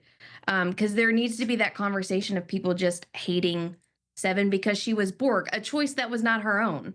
And that really bothered me with Voyager, was that especially B'Elanna just really could not get on board with Seven in the beginning because Seven was a Borg, and everything that Seven did that had no choice, she had no choice of doing, that was held against her. But yeah, I mean, the Borg, I was done with it, like I said, by season 5, 6. And then we get season 3 of Picard with the Borg, and I'm like, here we go again. As Jean put it in the chat, here we Borg again. Yes, here we Borg again. Yes, and I don't want to be assimilated this time. It's futile to keep playing it out, and I think fans know that. I think fans are done with the Borg too. Like Giraffe said, I think we deserve new characters, and we deserve not to be queer baited by Borg characters too. I think that's kind of an issue as well. Getting getting queer. I mean, the Borg are. That's the thing with the Borg, right? They're like, live free. They can, they can become who they want to be after the fact. And we were queer baited with Picard. And I would even say in some ways we're queer baited in Voyager in a couple episodes for sure, if you look at the right way. But I think if we're done queer baiting the Borg and doing that, I think we'd be okay with maybe an episode or two, but not an entire season. Yeah, 100%. Yeah. Couldn't believe that was the big bad in season 3. One of my many problems. I think we all have our struggles with it. I will say, actually, I love how much they dive into the Borg in Voyager, because in Deep Space Nine, we're dealing with completely different villains. There's like no talk of the Borg in Deep Space Nine. And in Voyager, I'm a big fan of like getting down and dirty with a villain. And I feel like TNG, we have a great introduction with TNG. We see like Picard get assimilated. So we have very limited knowledge about the Borg, except that like they're scary. You don't want to get assimilated. But with Voyager, you go completely in with them. And I love that they were the big bad in Endgame. And especially because Janeway becomes an expert at dealing with the Borg, and the whole crew becomes experts, and they're all the heavy lifting for the rest of the Alpha Quadrant, because they're figuring out how do we deal with an attack? What do we do if we see a cube? Like, they have protocols that they have set in place because of all of their interactions. And by the end of the series, it's like, oh yeah, another Borg cube. Like, Seven can do a little something with her nanoprobes, and we'll be able to like just avoid and go round, And I love to see that they become the masters of the Borg at that point. And I know we're talking about Endgame a little bit later on, but I think they really, really set back the Borg collective because of what Admiral Janeway did and what the crew did to destroy the hub. So I think it's great, but leave the Borg in Voyager and then shut the door, because they've been set back for so long. We're good. We don't need to hear any more about them. I like the Borg in Voyager. I will just say that. Like, the Borg in Voyager was fine in my ID because they needed to exist somewhere. And Voyager is like, you know what? They exist in the Delta Quadrant. Too bad. and then they have to go through enemy territory. Like the worst kind of enemy, right? Yeah, it's not like you're going against the Klingons, where it's like you kind of know who your enemy is at that point, or the Romulans, right? And they had to do a shift because like the Kazon fucking suck. And also, they were racist AF. Like, Yeah. Yeah. Yeah. so I remember the first time I saw a case and I was like, oh no, they did not. Ooh. So they had to change fast. And like to their credit, they did. And they were like, you know what, we're not gonna do that. Even if I love the whole thing with Seska and the Kazon and so on, like I thought that was cool. Yes. But because But that I'm was a it. sucker That for was like Seska. that was the That was good it. Kazon arc. That was yeah. That was good. Yes. Mm-hmm. And I think they had to change that. And the Borg were kind of like here because of like Q, we know. So, you know, I think it was a good idea to like recenter. It would also make Voyager be part of the greater Trek. Like we always like when there's like a very clear link to other thing we're liked. But I like the Borg in Voyager because they kind of are able to be reasoned with. Like you can actually discuss with the Borg. Like he managed like to strike a treaty with Wild. what is 8472 and so on. Yeah. Like these fascinated me because it's a bit of the problem that Strange New World has with the Gorn. Having a big bad that is just a monster is really uninteresting for Star Trek. You need a big bad that has layers, and maybe like the Romans are a great opponent, you know, like because you're like, are they gonna fuck me over? You don't know. The Klingon, same. Like you can discuss with them, and you can like try to do, you know, come to a common goal. And I like that Voyager did that for the Borg. I'm dying because I'm eating cookies at the same time. Sorry. Choices were made, and I do not regret them. I also like that it's Janeway against the Queen, and that's kind of badass. Yes. I'm here for this. I'm here for like, you know, very powerful women getting at it. I guess that's all you need to know. But I do think that the Borg and Voyager were a great idea, and they were a matching opponent for Janeway because, you know, she can like talk her way through things. She can torpedo her way through things, but what does she have to do to go through the Borg? And that's kind of amazing because we'll talk about Endgame, but Endgame is so mad. Yes. This is so insane. And you're like, wow. And you have the repercussion of Endgame, like way after, like in Prodigy with the Borg cube, and then in Picard season 1 with the Borg cube. And you're like, this is all because of Janeway. Because of Janeway. Yep. Yeah. Yep. And the thing is that they went out of the just like horror Borg, you know, like, oh, you're gonna lose your individualism. The body horror Borg, you cannot talk to the Borg, they're just machines, they're just like, because you have Icheb, you have Seven, you have the kids, and this whole question of what do you do with the kids, right? And I think they were able to open the question of the Borg to something that was more interesting. That Picard season 2 season One. with the Borgatti. Oh, Borgatti 2. Sorry. 2. Borgatti. Yep. LOL. They were like the Borgatti. Yeah, Borgatti season That 2. is Yep. brilliant. Yep. Jump You didn't scare know that it's called the Bugatti. Borgatti? Oh yeah, we call that was our name yeah, for Borgatti. the entire Mm-hmm. yeah, it was Yeah, the wonderful. Borgatti, yeah. Borgatti. Yeah. Like the Borgatti, I think, was opening another very good, very interesting question about the Borg. What happens if consent is added to the collective?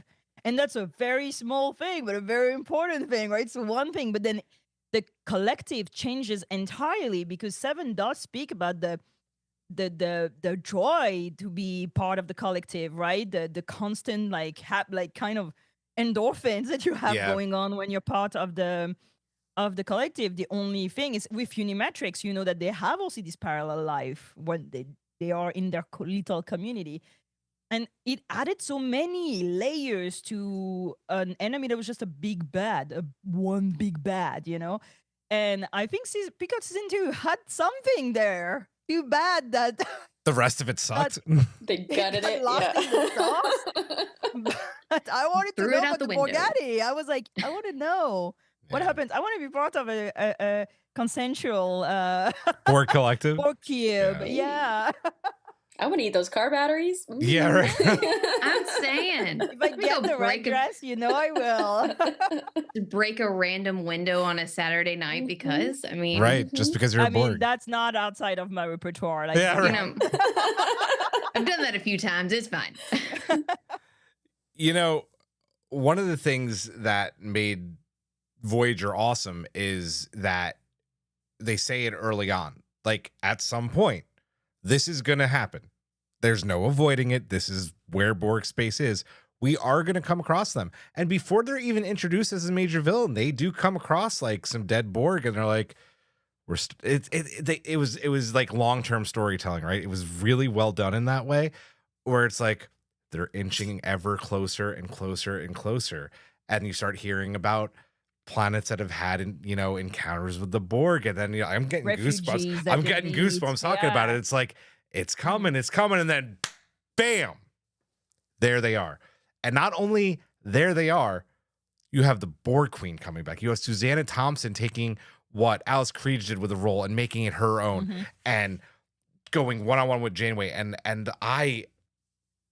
sure, you could say the Borg maybe got a little bit stale in Voyager. I never thought so. I loved the Borg in Voyager. That's why Endgame, along with All Good Things, is my favorite finale.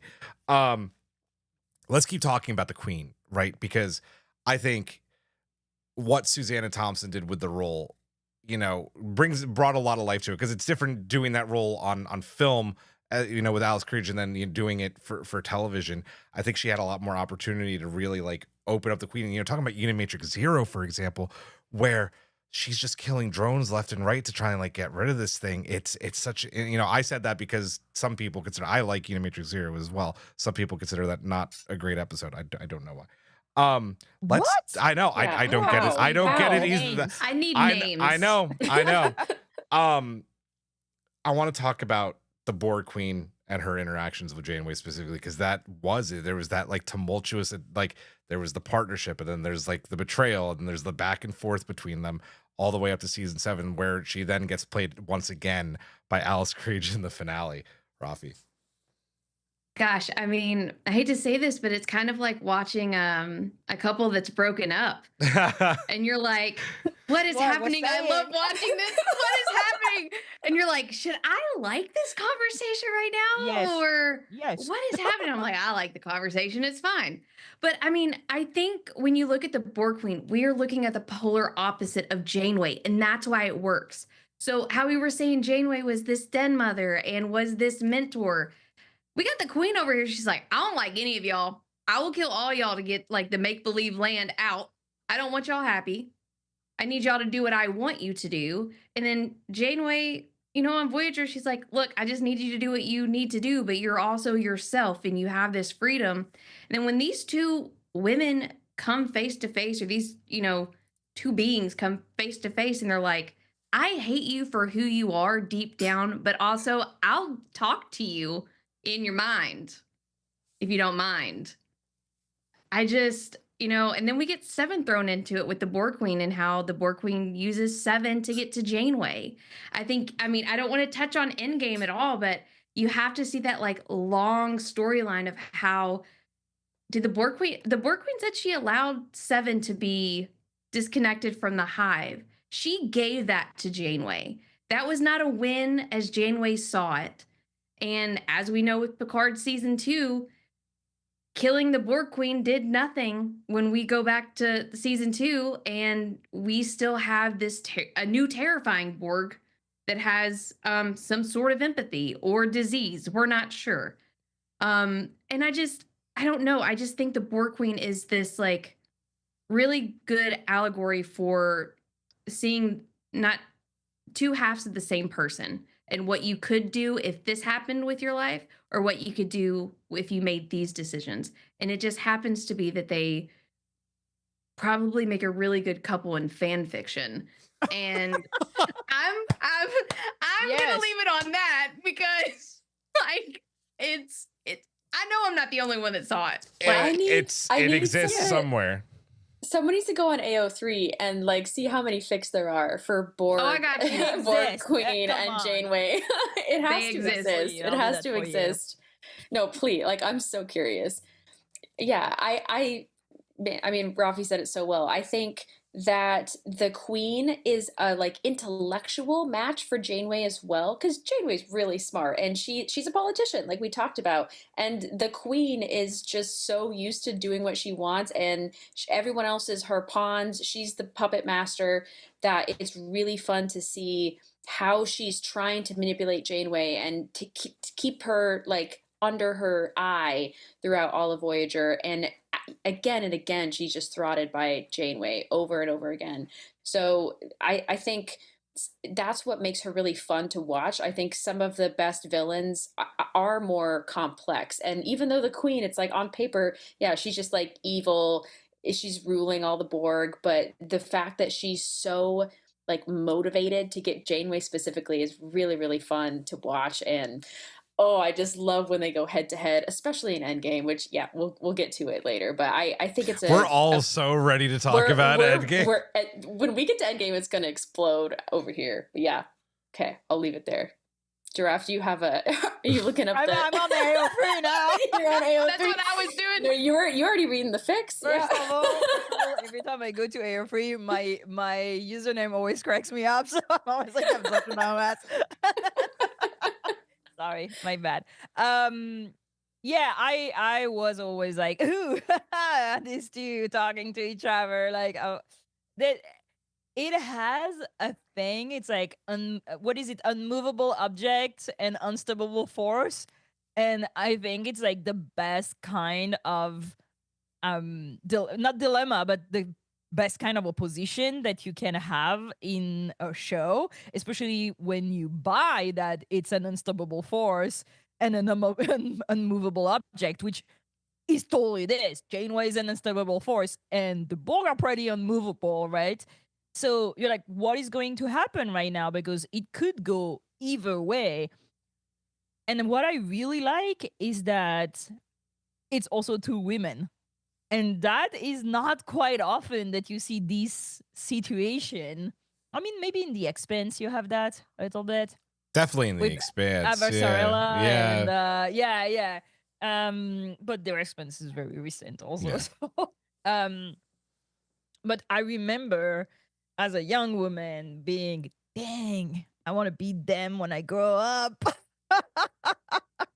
I also think that the design of the Borg Queen has always been such a great design, and they cannot fuck that up. Like even in Picard, it was terrifying when she showed up. There is a thing. Oh, you have a Funko. Oh, that's. Oh, she looks good. She looks good. Okay, Queen. Oh, I need to give you. I made some ribbon, or it's written assimilated. Yes, Queen. Yes. By the way, you have a fan in the chat, Draft. Brittany, someone named Brittany Tomes in the chat. Hi, Draft. I'm a huge fan. Yeah, me too. Sorry. But yeah, I think the Borg Queen, especially like the scheming and the fact that, is she lying? Is she not? That we get in Picard also. Like, I really like the Borg Queen in Picard season 2. I think it was very interesting. Is she empathetic because she has to? Is she empathetic because she's sick? Is she empathetic because she can be empathetic, actually, and just chooses to be at that moment? Yeah, I think everybody talks everyone they like. AO3, there's like 95 match. Okay. All right. Thank you. We That got a doesn't number, shock though. me at all. 95 I I other just did people. I just did a quick search. I'm sure I need to find the right hashtag and then we'll talk. Oh. No, but that's still because I hadn't ever thought about that before this pod. So thank Really? you for opening my eyes. Okay, I'm No, sorry. I never Raffi, saw you're it. with me, right? Yes. Well, Okay. and think about fanfic.net is where a lot of those fics would Oh, be. yes, That's- So what true. had That's true. yeah. I have to so say that a lot of those are non-consensual, and I'm a bit disappointed by this. Oh, but, no. I'm Oh, sorry. no. Well, that's what happened with the Borg. I mean, like, Oh, I mean, no. Borg or non-con. So. Yeah. Welcome to AO3, everybody. Yeah. Read the text. like the red exclamation mark is everywhere. Check your Oh, yeah. filter before you click. Yeah. Please. You know, someone earlier in the chat, it's way too far up. The chat's hopping tonight. Thank you, everyone who's joined us from the collective tonight. Someone said, it's funny how the Borg were, you know, like before Voyager, Jean-Luc Picard was the expert on the Borg, right? Well, Janeway took everything Picard thought he knew and thought Starfleet knew and threw it out the window. And as Barclay says in Endgame, Janeway literally wrote the book on the Borg. She knows the Borg better than literally anyone. She's been assimilated too. You know, there's that episode where they go onto the cube, like, right? Yes. You know, she I think it's wild that it's really not Jean-Luc and the Queen. It's Janeway and the Queen. It's such the better story. And listen, I got the big First Contact poster right there. I love me my First Contact. But man, the dynamic between Janeway and the Borg Queen is just some of the best writing, and just it's just such a great like 1v1. I feel like Voyager got so much better with the Borg, but there, you know, we also had other villains. We had the Kazon, we had the Hirogen. Species 8472, I was going to mention, one of the cool things about having the Borg was introducing someone as much as I think they kind of missed the mark with 8472. At first, like introducing someone that could hurt the Borg was awesome. You had the Vidians. The guys with the phage. Yeah, the Vidians. Yeah. Anybody want to talk about other villains real quick? I hate the Vidians. Yeah. God. Is it Hirogen? I always say it wrong. Hirogen. Yes. Just nightmares. I was just like, oh no. And they gave us a Nazi episode also. I'm sorry. I know. The killing As game. Right. As a historian, I was like, what are we doing right now? I was like, what is happening and why? What? Janeway in the white suit? That's why Seven I in a watched it. dress singing? 100%. Uh-huh. Mm-hmm. 7 with the little beret and the flower dress. A Like the spy? costumes are on point in that episode. Yes. I'm like, yes. I swear we wouldn't talk about it in this episode, but Zanzu Primo 702 in the chat is asking, is Tuvix considered a villain? No. To which I answer yes. Again, I can speak about Tuvix. Listen, Voyager is not immune to the stupidity of cutting people in half. Faces did it in episode. Is it season 1? It's not. Season No. 1, right? Faces isn't season 1, I don't think. Right, with Balana. No, I think that's season 1. Is it really season 1? Season 1. Wow. I thought it was later on. I think it is. I'm not certain. It's kind of like early. But yeah, like it's episode 13. Wow. The bane of my fucking existence, that episode. So I think that at least Tuvix had like the idea of like cutting a person in two that actually was 2% to start with. So I'll give that. But I like Tuvix. I like it. And the Vidians are such a weird ass villain that they could have done something with it and they didn't. And I'm like, why do Imagine if the crew of Voyager started getting sick too, right? Like that would have been the story. It's great makeup though. Yeah. Great prosthetics and makeup, like in Threshold, but we'll talk. Are we going to talk about Threshold? I mean, there's you can bring it up when we're about to move on to iconic episodes, which Let's Let's do it. I feel like we don't want to talk more about other Voyager villains because it's not really. Yeah, I don't know. They're fine. They're fine. They're good. They're good. They're nice. We talk about Tuvix and it's already devolved into the Tuvix meatball and Lower Decks. Let's talk about Voyager's best moments, right? Iconic episodes. Raffi, I know you gave me a couple. I think I did add them to the list. On this list, and then there's so many others. Year of Hell, Scorpion, Timeless, my favorite. We're about to start our favorite episodes of Trek series for all the hosts. Timeless is my favorite episode of Star Trek. Blink of an Eye, Message. Such a good episode. Message in a Bottle, Living Witness. Yes. Everybody take a few minutes, talk about your iconic episodes. Raffi. So probably top episode, Omega Directive.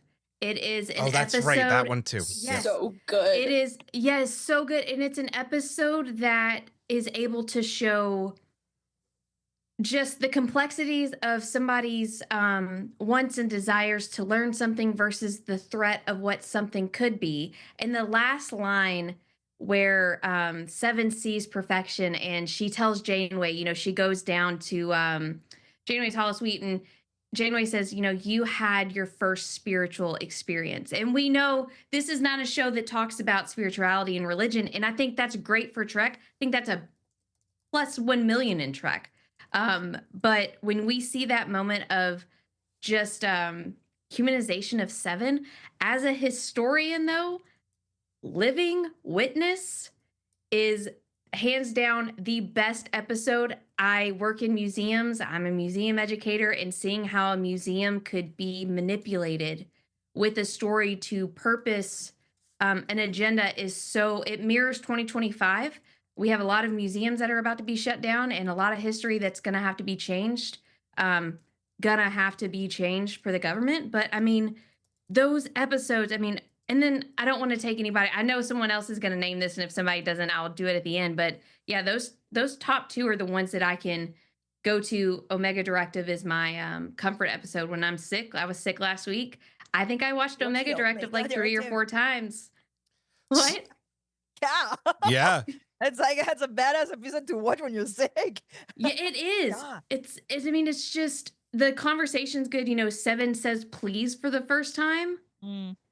And she says, like, I don't ask anything of this crew, but I am now. And I think that's huge for somebody who is taken advantage of sometimes with the crew, with what she's doing, to then have to say please for something. I don't know. I think it just speaks to me in a lot of different ways. Yeah, if I could just go off on what you said with Omega Directive real quick. Part of the reason that episode is so cool, like when we first started this pod, Disco Season 3 was about to come out. And I know Star Trek Discovery Pod did an episode talking about Omega Directive possibly being what Disco Season 3 was going to be about. We did a pod about it. Like, that's such a cool episode because it's something that Trek hasn't, like, really talked about again, but, like, could come up and be a great story for new Trek. Yeah, and we it thought should be. The Red Directive was going to be an Omega Directive, right? Yeah. Yeah. Yep. Yeah. They could have gone so far with that. I think, seeing Janeway not being able to share those secrets and just the destruction that Omega could have. I think that could be a whole season of a Trek series coming up, and I'll put that out in the atmosphere. Yeah. 100%. I have so many favorite episodes. I want to shout out, I think honestly, Voyager has the best 2-parters of any other Trek. I think like Year of Hell could be a movie. Like there are so many 2-parters that I wish, like we have no Voyager movies, but like Equinox, exactly. I'm saying Scorpion, where would they get 7? Even Workforce. Future's End, Workforce is so Future good. End is Workforce. Yes, Workforce is so good. Yeah. So pretty much like all of the 2-parters are my favorite episodes. Also, like I'm a huge Janeway Chakotay shipper. Like I'm a freak. And so like on my birthday, I have a list of like my favorite episodes to watch. I watch Resolutions on my birthday. I watch Coda on my birthday. Shattered. Oh, is season 7. I love that episode so much. There's also, I can't remember what it's called. This is when I need Rihanna for the pod because she remembers all the names. But where there's like a holodeck simulation where the crew like is all like the Maquis. The Toolbox program. Yes. Oh, it's such a good episode. Good. The Voyager Conspiracy. Voyager Conspiracy. Yes. That one is so good. That's also it's like don't Chakotay or Tom and someone get trapped in it and they have to complete it, right? Yeah. Yes, and Seska shows up. Oh, that's such a good one. So good. Yeah. Oh man, again, we've talked about comfort episodes for Voyager. It's my ultimate comfort Trek. If I'm sitting down, I have some hours to kill. I'm like, I'll just throw on a little Voyager, Yeah, exactly. Mm-hmm. I think, I love all those episodes. Equinox, mostly one of my favorite episodes because again, it's such an interesting dilemma. I love episodes that have like these deep philosophical questions when you're like, oh fuck, what would I do? And not like trolley questions, like what do you do? Do you kill one person person? Like no, like question were like, okay, are you going to mutilate and make suffer a race you don't know about if it gets your crew home? Or not? And you're like, what would Janeway do? That's what I need, a sticker on back of my car. What would Janeway do? Yeah. Yeah, Yes. the DHD is at the wheel tonight. Like stickers on my car. Equinox, definitely. I love Future's End because Tuvok with a durag. Also, Janeway So and her white blazer. I'm like, White- okay. Yes. Ah! So nice. And it's the one She with has the your time legs. agent. The time Yes. agent is a crazy Braxton is a homeless guy Yes. sleeping person. in the street. Hell Yes. yeah. Yeah. Like it tracks for LA, like 1000%. Literally, I was in the street the other day and somebody was like, "May Godzilla bless you," and I was like, "I may bless you too." So, Future's End definitely. But then I also love Tuvix. I'm really sorry, but it's one of my favorite episodes. Because it has all this dilemma of what is it to be and what is it to exist and what makes you a person and what happens if the other people around you don't actually consider you a whole person. And I think it's one of the rare episodes of Star Trek where they do their like, let's cut a biracial person in half in an interesting way. And I love Threshold. I'm a sucker for Threshold. I do a yearly rewatch on Threshold Day. I watch it every year, and it doesn't. We do it on the disappoint. collective every Yeah. year. Yeah. Yep. Emmy-winning episode. I mean, Yeah. I saw the Emmy. I told you that, right? I saw the Yes. actual Threshold Emmy. And Really? I was like, holy shit, this is the Threshold Emmy. I'm not going to say that story again on the pod because I've said it like 17 times, but I'll tell you after the pod. Sounds good. Yeah. I think it's also all the episode with iconic costume for me for Captain Proton and Queen Arachnia. Yes. Like these Thank you. wild bottle episode that you could get in 24 episode season is something that for me in Star Trek are my favorite episode because they're so out there. And they're also in my fanfic riddled brain, like what I'm always thinking about is what happens when they have nothing to do. And Voyager gives you so many of these moments where they're just Night. hanging. Oh my God, Nice. Night. Night. So Night is a good. great episode. Night's amazing. Yeah. So good. What happens when they have nothing to do and and they're just there? All the episodes where they go like to their tropical island on the holodeck. Are you two friends? Yes. No. Like these episodes crack me up. But yeah, those are definitely the most iconic one for me. And also the ones that you see people like cosplaying, like Macrocosm. You see Yeah. people cosplay Oh, that. So yes. good. Queen Arachnia, you see them cosplay that. It's just, and also what Voyager has brought into Lower Decks. Like I saw a guy cosplay the mannequin wearing Harry Kim uniform. That's amazing. He scared the fuck out of me. It worked. Yeah, and he was standing there next to Garrett Wong's was. Wong's table, just like Yeah. there with like a little like thing saying like Harry a Kim. uniform worn Yeah. by Harry Kim, and he was an actual dude. That's I'm like, insane. That's brilliant. These episodes that trigger the imagination of fan and their creativity for me are my favorite episodes. Yeah. Oh yeah. Yeah. I'll say if you want to hear my thoughts and all of our thoughts from like I think our third episode of the podcast ever on Year of Hell, go watch that because it's still like a great episode. It's also the first episode where we had like major technical difficulties. It's hilarious. I remember that very specifically, but Year of Hell is excellent for so many reasons. But I'm going to talk about it for 2 seconds now, and then I'm going to do a whole podcast on it in a few weeks. Timeless. Timeless. Goddamn. There's something just so haunting about those opening moments where you watch Voyager crash, right? And then the thing that makes that episode so good is the questions that actually I think don't get talked enough about the implications of Timeless. One, how far would you go to basically erase the biggest mistake of your life? Two, going to what doesn't get talked about in the Star Trek universe enough. We talk about what's canon and the Prime timeline and the Kelvin timeline and all the different timelines. Like all the idiots who say, oh, Discovery's not in the prime timeline. But if you really want to look at if something is not the prime timeline or not, and I have like a good discussion about it, Timeless is the episode. Because if you really think about it, Harry and Chakotay going back and being successful, the prime timeline is no longer the prime timeline, and it doesn't get talked about enough, which I really love about that episode. The other episode I want to talk about being one of my favorites is Relativity, because Oh yeah. It is so good. Where Seven wears a uniform, right? she wears a uniform. Yes. Temporal investigation. It's also a Die Hard episode. It's like Find the Bomb. You have Janeway interacting with Janeway. You get to see Voyager before it gets launched. It's a fun time travel romp. It's just a great episode. So I had to give Relativity some, and then, like finding out that Braxton, is just like, he changed his face and went and, because he went insane. So good. Fair Heaven. We didn't talk about Fair We Heaven. didn't That's take, another yeah. one. Oh, Fair so Haven. good. Yes. Yeah. Sorry. Yes. Yeah. So good.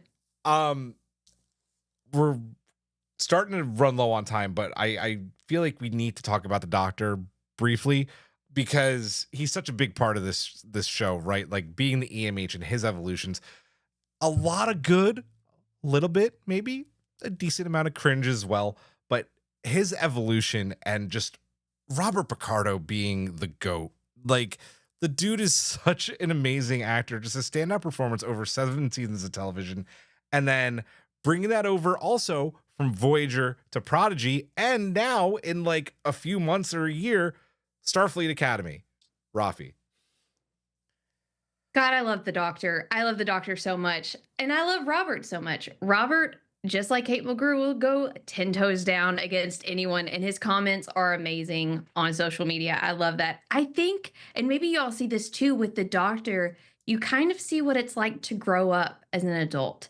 So you see the evolution of someone learning their emotions and learning how to talk to someone, learning how to help someone who's hurt, while also trying to teach someone else younger than them, 7, on how to do these things. I think, our favorite EMH is just this really good look into the mirror of what we all try to do as adults to the best that we can, and asking others to change ourselves or our emotion matrix or what have you. Gotta say, favorite Doctor point was, him singing "You Are My Sunshine" with 7. I think that is just, I'll never forget my wife humming it with that episode, and I was just like, all right, well, this is my favorite scene now. This is perfect. But yeah, I think great character. I mean, great evolution. Doesn't he also hum that to her in Equinox when his safety Yes. protocols get turned off, and it's like Yeah. really haunting? It's really and creepy. Yeah, when he's Yeah, like yeah. torturing her. Yeah. Uh-huh. Yeah. Yeah. It's like, oh, well, that took away that good part of it. That's not creepy at all. Yeah, the Doctor is, like I mentioned at the beginning of the pod, like when I first watched Voyager, he was on the bottom of my list of favorite characters. I really did not like the Doctor at all. And I do think part of growing up is realizing that the Doctor is an awesome character.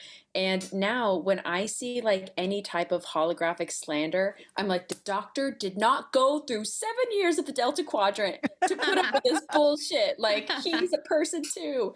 So Respect for the platonic. yeah, exactly. Yeah. Exactly. And I think the addition, like what we were just talking about in Relativity, where he gets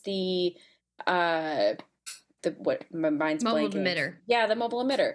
That was a great thing for him to be able to like leave the ship.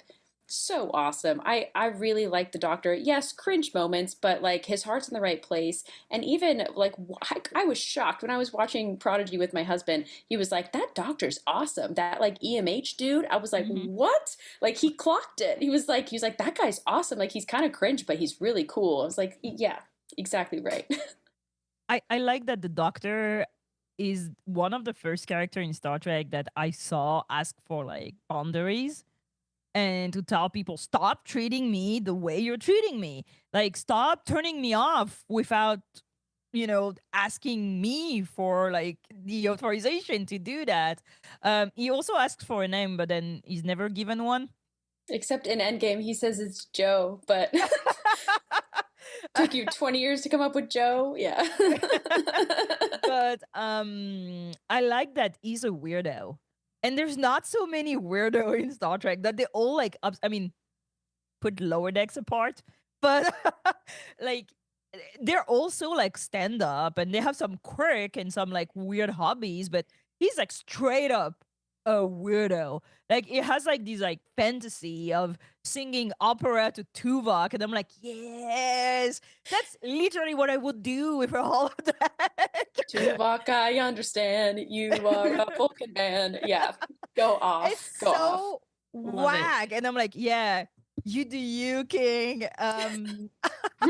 I really like the fact that he has bad mood and sometimes he doesn't want to do things, and but also that he just becomes a hero. Is it in Message in a Bottle where he's sent to another ship to tell them that and there's another EMH there? Oh, that's a great one. That's not. I just watched that what is- episode. It's What's the one the with the name of that episode? Romulans. No, that's Eye of the Needle. Oh, no, there's a Romulan in that one too. And it's No, what's no, his no. name? Andy Right, Dick, yeah, right? yeah, yeah. Andy Dick's the Yeah, yeah. EMH. Yeah. Yeah. Yes. So he oh, Eye of a Needle. That's such make me cry that episode also. But he can like hold full episode by himself. Like that episode where he helps people discover music, and then they just Yes. abandon him because they're tired of him. And I'm like, that episode haunts me.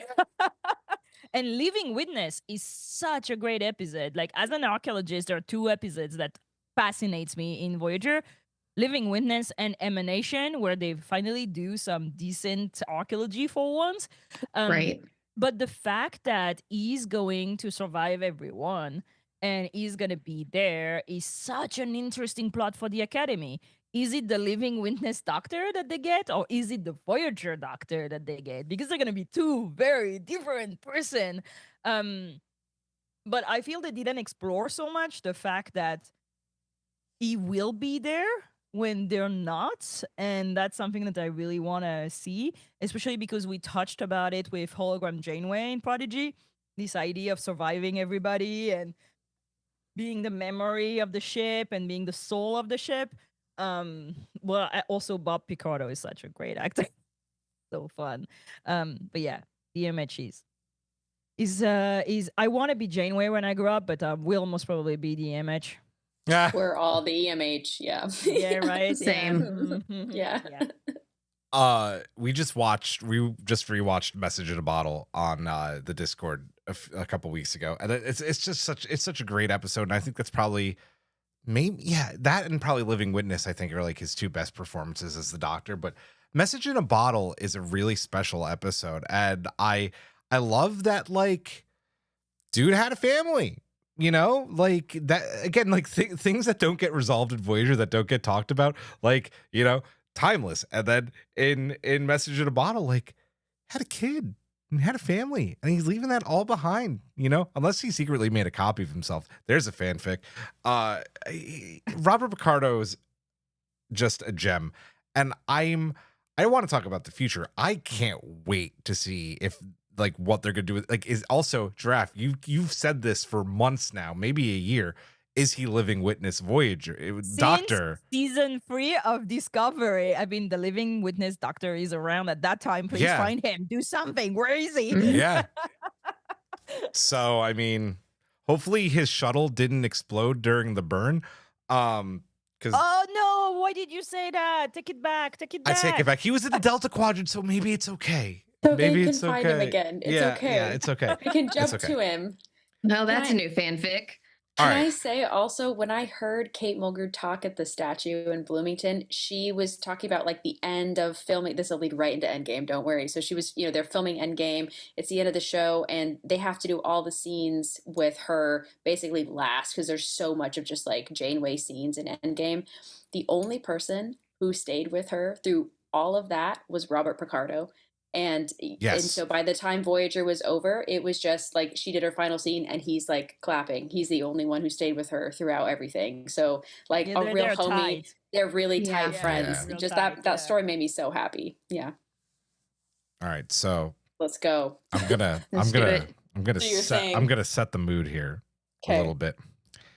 If it takes a few more years, then that's 7 of 9 is gonna die. 3 years from now, she'll be injured on an away mission. She'll make it back to Voyager and die in the arms of her husband. We'll leave that part out, maybe. 7 isn't the only one. Between this day and the day I got Voyager home, I lost 22 crew members. And then, of course, there's Tuvok. Let's talk about Endgame. First off, the return of the Borg being the final threat in this. We talked about the Borg a lot, but kind of the resolution between Janeway and the Borg Queen, and the Borg being the big final boss that they have to get to, literally between them and Earth. Raffi. Yeah, I mean, the Borg are the only other equal that can take Janeway on. I think that is just something we really see in Endgame. I mean, this is the only foe that seems right to be the last stand that Janeway has to make. And, you know, again, it's the stand to get back 7.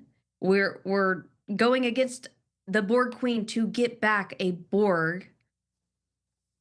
You know, it's just this, it's a brilliant full circle. God, I could chat so much about it, but I don't want you. I want y'all to share some.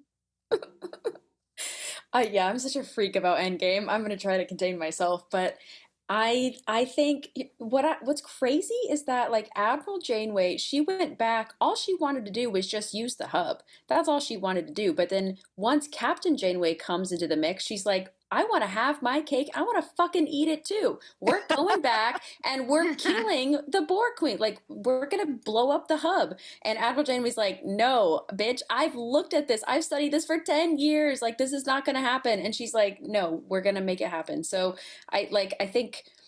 So then seeing Admiral Janeway like versus the Borg Queen is so satisfying, and at the end you see like the Borg Queen, her leg is falling off, and Janeway's like injected with the virus, and she's just like, "Ha, fuck you!" Like it's just That's the greatest line, right? Beautiful. something. Is it something you assimilated? It must be something you assimilated. Yeah. Oh, so metal. Good. Yeah, absolutely awesome. And you've seen 7 years of their tension and their build up. I think great choice. And the fact that they brought back, so like Admiral Janeway, she armored up Voyager to prepare for going through the hub. So she's like anti-Borg tech all the way, bringing from the future. And then they defeat the Borg Queen. Captain Janeway has all this Borg knowledge. So when they're entering the Alpha Quadrant, they are the most like Borg-proof ship in the entire fleet. And they're bringing all of this crazy knowledge, future technology, all back with them. So like absolutely OP, like Borg. And she sets them back like a decade. You know, no notes for this. Matt Harker in the chat calls armored up Voyager the Armadillo Voyager. Yeah, So exactly. Nice. It's like put up the abrasive armor. It's Yeah. like, yeah, let's go. I think if there was one episode where they should have let Janeway say fuck, that was that episode. Yes. Yeah. Yeah, it's Yes. like break it for one episode. Yeah. I think that Endgame is so insane because like you're like at the end of Voyager. You know it's the last episode, and these fuckers are nowhere near home. Like nowhere near. And you're like, what are they gonna do? They're just gonna leave it like that? They're not gonna give us like a resolution. And then there's this whole narration where they're like, and I'm sorry, but I was like, 7 dies, but I was like, Tuvok, bitch, go get your man. Mhm. He was here before everybody. Yeah. Bestie. I was like, not Tuvok. But yeah, I feel that Endgame is just what Trek does best when they take off the little wheel and they're like, you know what? There's like it's 2 episodes, right? Yeah, it's 2 episodes. 2. Mhm. Yeah, It's a two-parter, yeah. yeah, but it's we have 2 episodes and we're going all in, and that's the season finale, and we know it's a season finale, and it's also the series finale, and we're going all in, and that's, in my opinion, I think the best finale of Star Trek. It's my fucking favorite. great.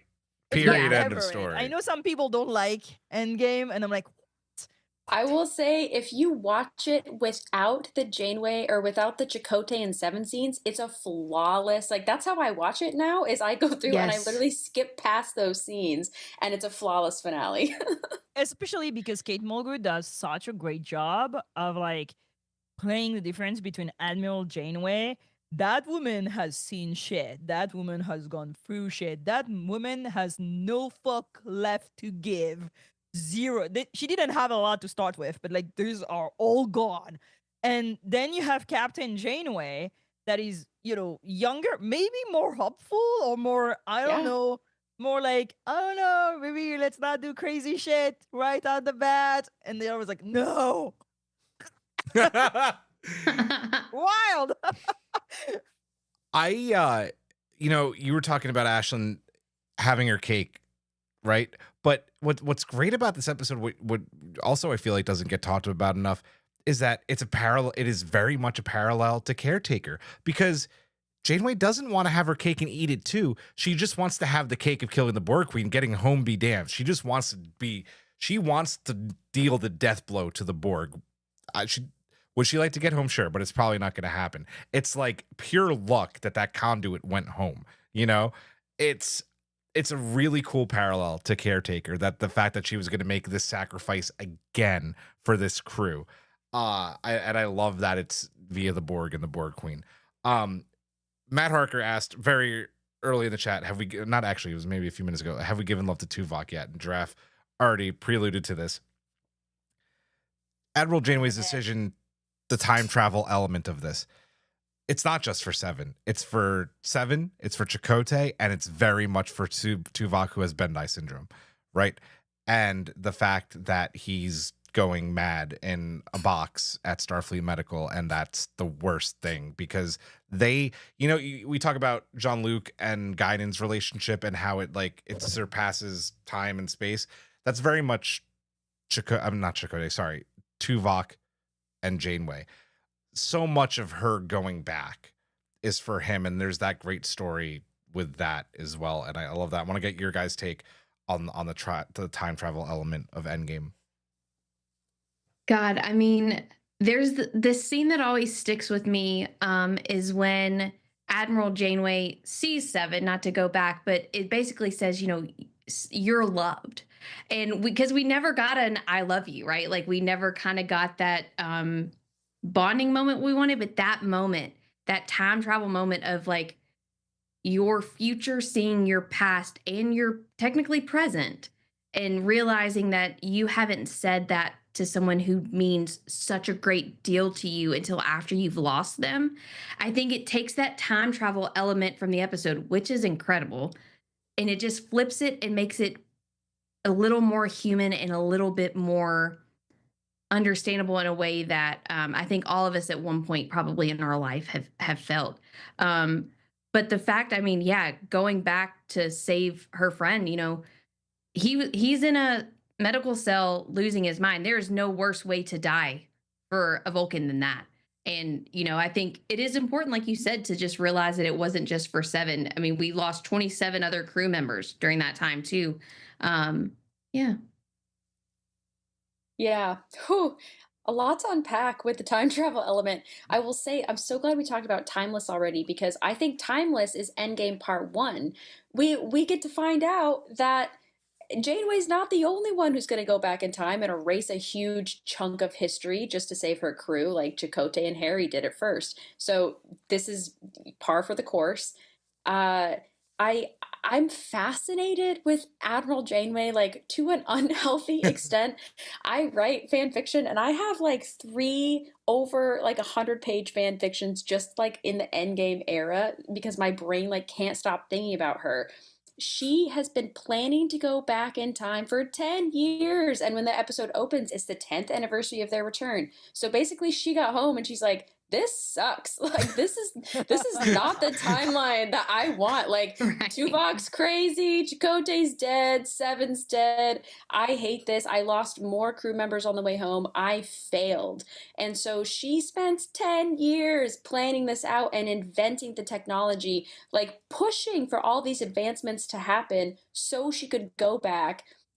like abandoning her life. She sacrifices herself to the Borg Queen. Like throughout Voyager, we see that she's very self-sacrificial. We learn that I think it's in Night where we learn that she was like willing to sacrifice herself even when she was in her former command, when she was a first officer. So this is like the epitome of Janeway. It's like she's desperate, she's self-sacrificial, she wants to get her crew home, she wants to do it better than she did before, and so she decides to time travel. And the fact that she's an admiral, she's manipulating the system so much. I mean, we talk about the admirals in Starfleet all the time. Hubris. No, but literally, she makes Korath she maneuvers him to the High Council just because she wants to go back in time. Like, who knows what his fucking politics are? But she's like, no, this man's going to give me the technology I need because he'll be in power. So I'm just like flabbergasted that she gives no fucks. She's like, well, I'm not going to live in this timeline. I'm completely erasing it. I don't give a shit. It astounds me. I love it. The thing I wish that we would have seen in Endgame is more interactions with her so we see a lot of like Admiral Janeway, Captain Janeway scenes, fantastic scenes, don't replace them. Would love to see more with Seven, would love to see more with Chakotay, because I think also, I mean, Tuvok, that was the tipping point for Captain Janeway to say, oh, Tuvok is sick? Okay, well, fuck it all. Like, even Voyager, the bridge crew voted. They're like, do we want to, like, take the long way home? Or do we want to just, like, pass it? Or do we want to try to go to the hub? They all voted take the long way. Even Harry does. And then as soon as Janeway hears that Tuvok is sick, she's like, never mind, fuck y'all. We're trying to get back now. Who made you think it was a democracy here? Yeah, it's not a democracy. Not today. No, she erodes that vote completely. So, but I do think, you know, Chakotay's weighing on her mind. All of these people, I'm so obsessed with Admiral Janeway and her decision, her sacrifice. And I always think about when Voyager gets home, they have to talk about the time travel, but like no one can get in trouble for it because Janeway, like Admiral Janeway's dead. They're just like, okay, it's like classified how we got home. Don't worry about it. It would be very good. Minority Report, right? For them to like arrest Captain Janeway for her future crimes, right? Yeah, exactly. Yeah. I love the fact that Tuvok is such an important person for Janeway because he's the only person that was with her before all that. Chakotay is Makee, right? He just arrives in the mix. Seven comes later, but Tuvok, he's her ride or die. Like, he's the only person she's gonna ask for advice from, and sometimes listen. But that's the only person she goes in like, I don't know what to do. What do you think? And the fact that I do think that's what pushes her over the edge, which is like, okay, fuck it. But also give me like 20 years on this mirror timeline, and if I can maneuver the High Council to give me time travel, I will fucking do it. I will erase this timeline. I will go back and I will make changes. And I think that it also talks of Janeway to be, you know what? It sucks for me, so it sucks for everybody. So whatever, I'm going back, and now you're all done. And it's the same thing in Timeless, right?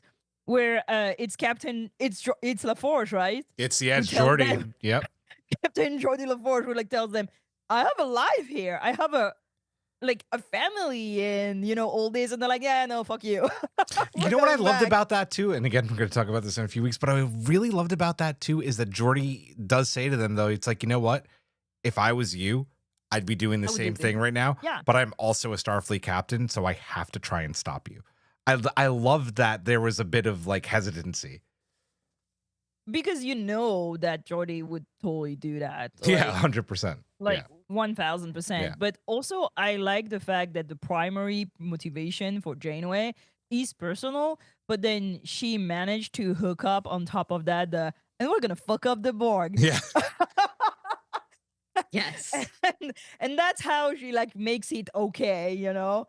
Like, I will delete everyone's life in this timeline. I will make it not exist because I have a bone to pick with these motherfuckers, and I will go down doing that. And I think, again, what I was saying about Janeway choosing violence, I'm like, yes. She doesn't care. It's a full society, like a full race of like sentient people. She's like, no, I'm gonna erase you from existence because you fucked with me too much. And there's a lot to like talk about in Endgame, because I know how people are always obsessed about, was Janeway right about Tuvix? But I'm like, forget Tuvix. Was she right in Endgame?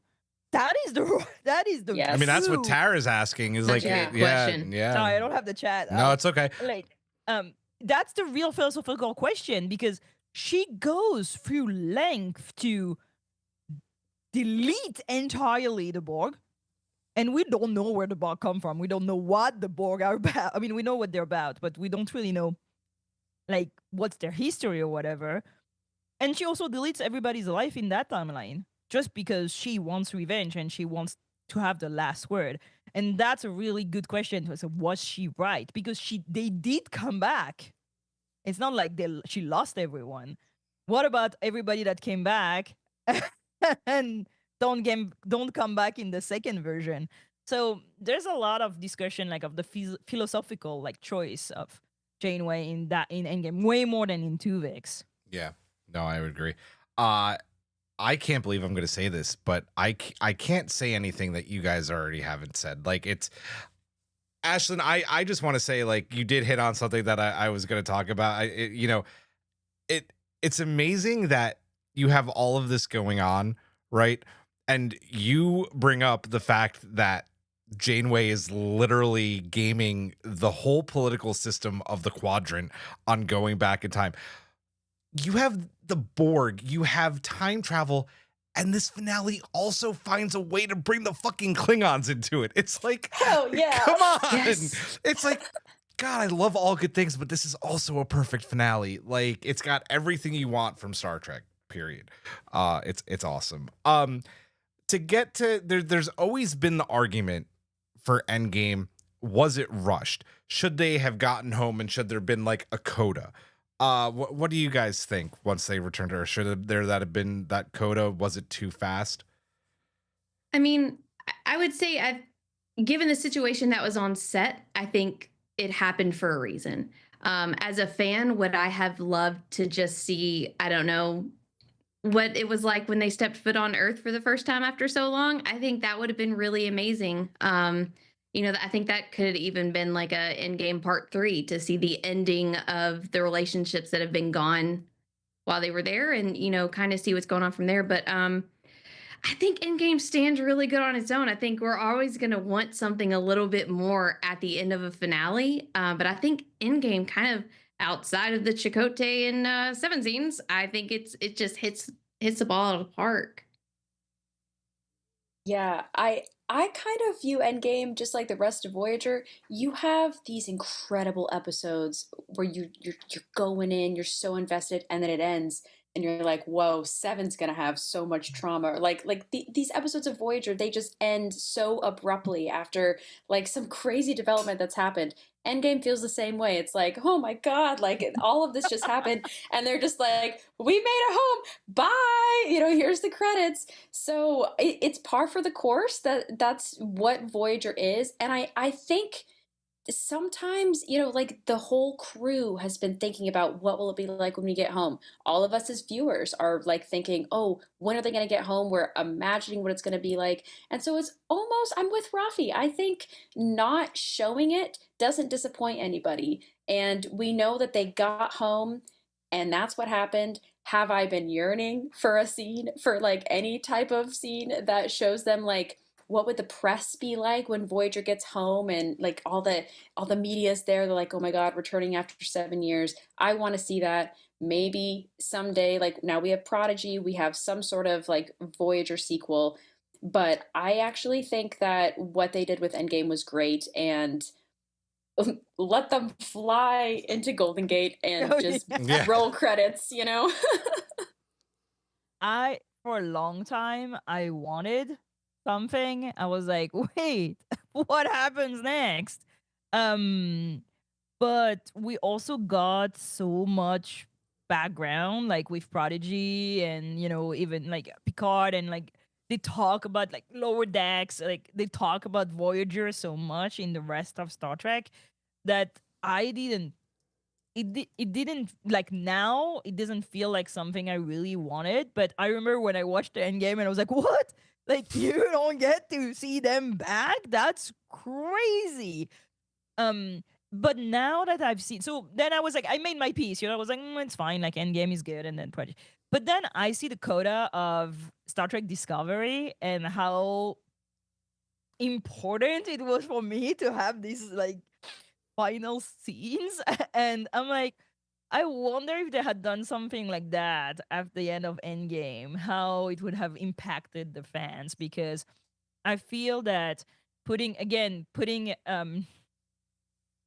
a clear block, a clear, hey, this is how it ends. This is what this character do when they come back, to make sure that your story is told how you wanted it to be told.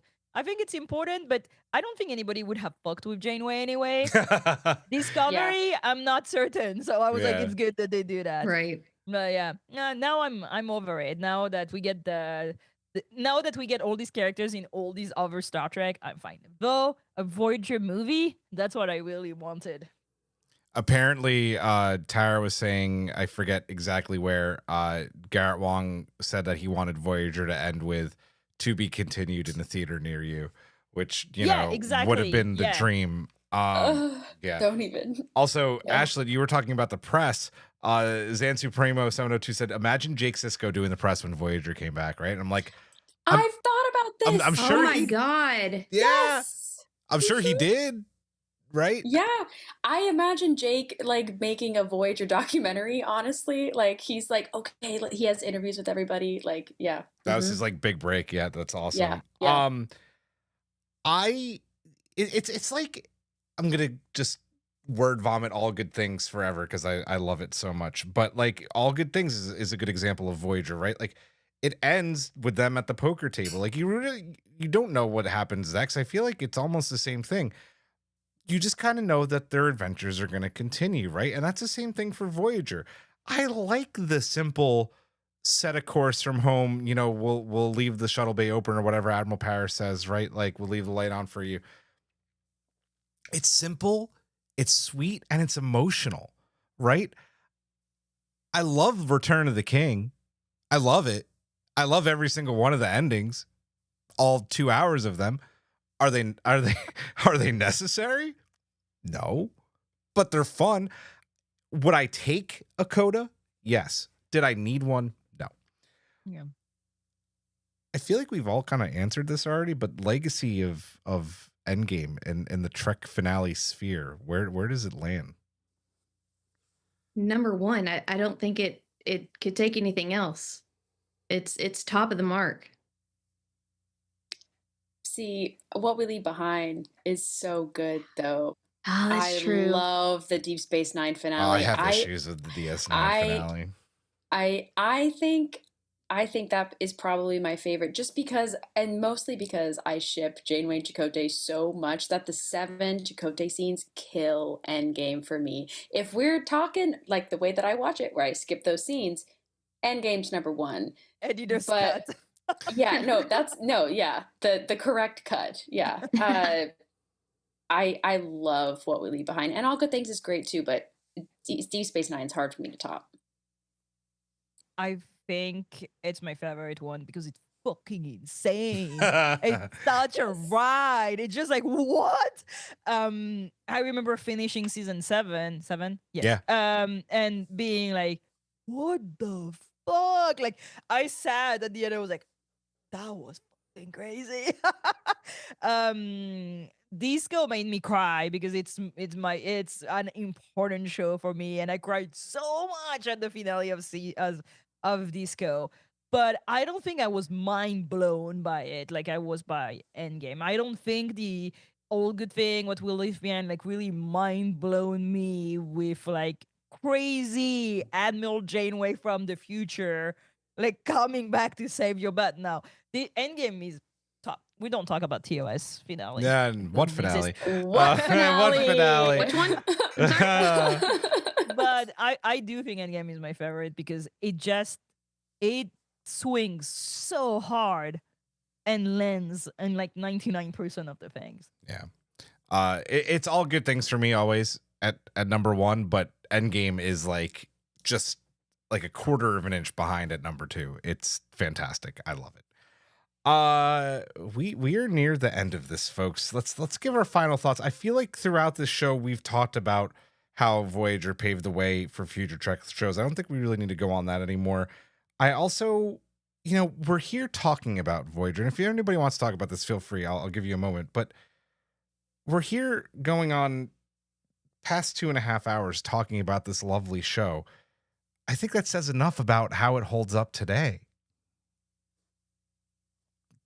The nods say it all. That's all we need. So with that, then I will go in reverse order. Final thoughts on 30 years of Star Trek Voyager. Giraffe. I don't want to think it's been 30 years because that's crazy. It's a show that really holds up. I also know people watching Voyager with their kids. I mean, you're watching with your kids, no? I watch, yeah. Like Yeah. when we do watch alongs, if they're in the room, at least Cecily will watch it. And then what's funny about Caleb is that he doesn't think that other Star Trek is Star Trek. He thinks that all Star Trek is Prodigy. So he's like, "What's that show?" I'm like, "It's Star Trek." He's like, "No, Prodigy is Star Trek." I'm like, "No, this is the other Star Trek." He's like, "Oh no, this is just a space show." But he's getting there. So I know a lot of people watching Voyager thanks to Prodigy, and they're watching it with their kids and how it holds up, basically, because the stories are never, I mean, they're crazy in a way that is accessible by anybody. That show holds up in most of the ways. Even if the season 1 is a bit tough, I think the rest is like most of the episodes are fucking amazing. And I can put Voyager right now on TV, and I know that I'm gonna go sleep at 3 a.m. because I'm just gonna get sucked in. So yeah, it holds up. Go watch a documentary when it's out. Yep. If you have not, and and watch Prodigy on Netflix. Watch it. Watch it and then say hashtag like renew season 3 Prodigy. Set a course for season 3. Save season 3, exactly. Voyager has honestly changed my life. I will say, like, when recommending Trek to people, Voyager has the easiest first season. TNG season 1 is a little rough. Even Deep Space Nine is like, it's a little rough sometimes. Voyager, just go. Just enjoy. No. The worst episode of Star Trek is in season 1 of Voyager. I will fight you. Which one? Which Faces. Okay, no, Faces. Okay. Faces is bad. Faces is bad. But I think Voyager's awesome. As you can tell, I'm a fucking freak. I'm a freak for Voyager. I have Janeway here with me. I think Janeway has impacted me so much, like to the point, like in my daily life when I'm trying to like summon strength, or I have like an audition, or I have an interview, or I have something big coming up, I am channeling Janeway and I'm trying to be her. I think, like I talked about before, it's such a metaphor for found family, and the fans have read so much from this show, and I just love our little motley crew of people flying through the Delta Quadrant. Yeah, go Voyager.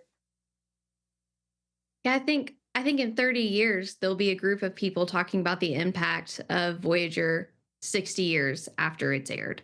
I think that is the type. I know everyone just took a very deep breath and was like, "Oh." My arthritis just kicked in. Let me go get some Tylenol real quick, guys. I'll be right back. I think, for me, Voyager was my introduction into Trek. And it became my first love. And then it became this avenue for my academic life. And I feel like Voyager is such a good foundation to do that. I also, I really related to Seven and trying to figure out who I was and trying to find found family, and then what it means to claim who you are when other people are trying to tell you differently. Voyager is going to be this show for all of us, especially for my wife and I, that just like has fundamentally changed my life. And I have no doubt that, when we have kids, I'll be able to show them what, how we've got this little motley crew because of Voyager that we can all, find a common thread to talk on. I think that's incredible. Yeah. Oh, I love that. That was beautiful. Thank you, Raffi. Kind of much the same, right? I have to point out that yesterday now, today was Jerry Goldsmith's birthday. And when you hear the bum, bum, bum, bum, bum, bum, like Giraffe said, you're in for a good 4 to 6 hour, maybe 12-hour binge. You're just going to lose time because that's what Voyager does to you. You watch one episode and all of a sudden you've watched a whole season. And that's season 5 of Voyager. And that is why I love this show. It is, I think, the most bingeable Trek. It's just it's got a great cast, it's got a great crew, and I absolutely adore this show. And I've had a blast talking about it with you all tonight. This is probably one of my favorite episodes that we've done, and we are going to end it with getting a lot of awesome mailbag from our collective. And keeping going in the order, we're back down to you, Giraffe. No, we're not. No, we're not. Back to me, Giraffe. You are. You could pull it up. You could pull it up quick. You've got Not- skills. Where do you I've put this got it open too. I'm ready to read. It's pinned in the Discord. Oh, you don't put them at the normal place anymore. What do you want me to do, Julian? Like, where? 5, 3, 2. Oh, there's many pins. Oh no, that is wrong, Julian. I can't. Okay, we're gonna start with Ashlyn. Can you take JMC Treks, please? Absolutely. Over the years, Voyager has brought several highlights and several lows to Trek, from the first female series lead, the future captain of the Enterprise herself, 7 of 9, and many more great characters, episodes, and moments. Unfortunately, it also, as I've heard it said over the years, defanged the Borg and brought us the Kazon. All that being said, I will always have a soft spot for it. Worst case scenario, that's right, was the episode that made me a fan of Star Trek. Shout out. Mm-hmm. Nice. Love it. And then Raffi, can you take this Robs, please? Yes. So, like I imagine most 10-year-old Trekkers in 1995, I wasn't the coolest or most popular kid, but Voyager always felt like home, somewhere I could turn when I needed to escape or spend time with friends. I turned into the adventures of Janeway and the rest of the Voyager crew every week for their sense of hope and persistence as they tried to find their way home. That attitude proved to be an anchor for me in my youth and continues to guide me in life 30 years later. Voyager may not have been the best Trek or even my favorite Trek, but it will always be my Trek. Oh, I love that. I'll take Katie's, who wrote, Voyager is my favorite Trek series. I first saw it in 2003. I was very late to Trek. Torres's character resonates with me a lot. During that time of my life, when I was 16, I was going through a lot, and Voyager helped me get through it all.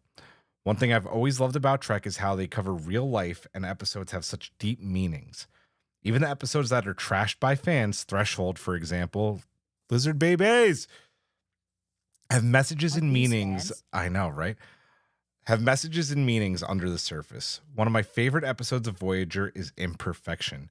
It's a hard-hitting episode with a lot of depth. I also love the Q episodes, especially Q2. We didn't talk about Q at all. That's like a... Whoa. Oh, well, Well, Q trying to kind of get into Janeway's pants was not my favorite. no, Yeah. that's true. Yeah. Yeah. There was so much character growth in the series without them losing the original essence. Well said. Draft, you take Emily Rees, please.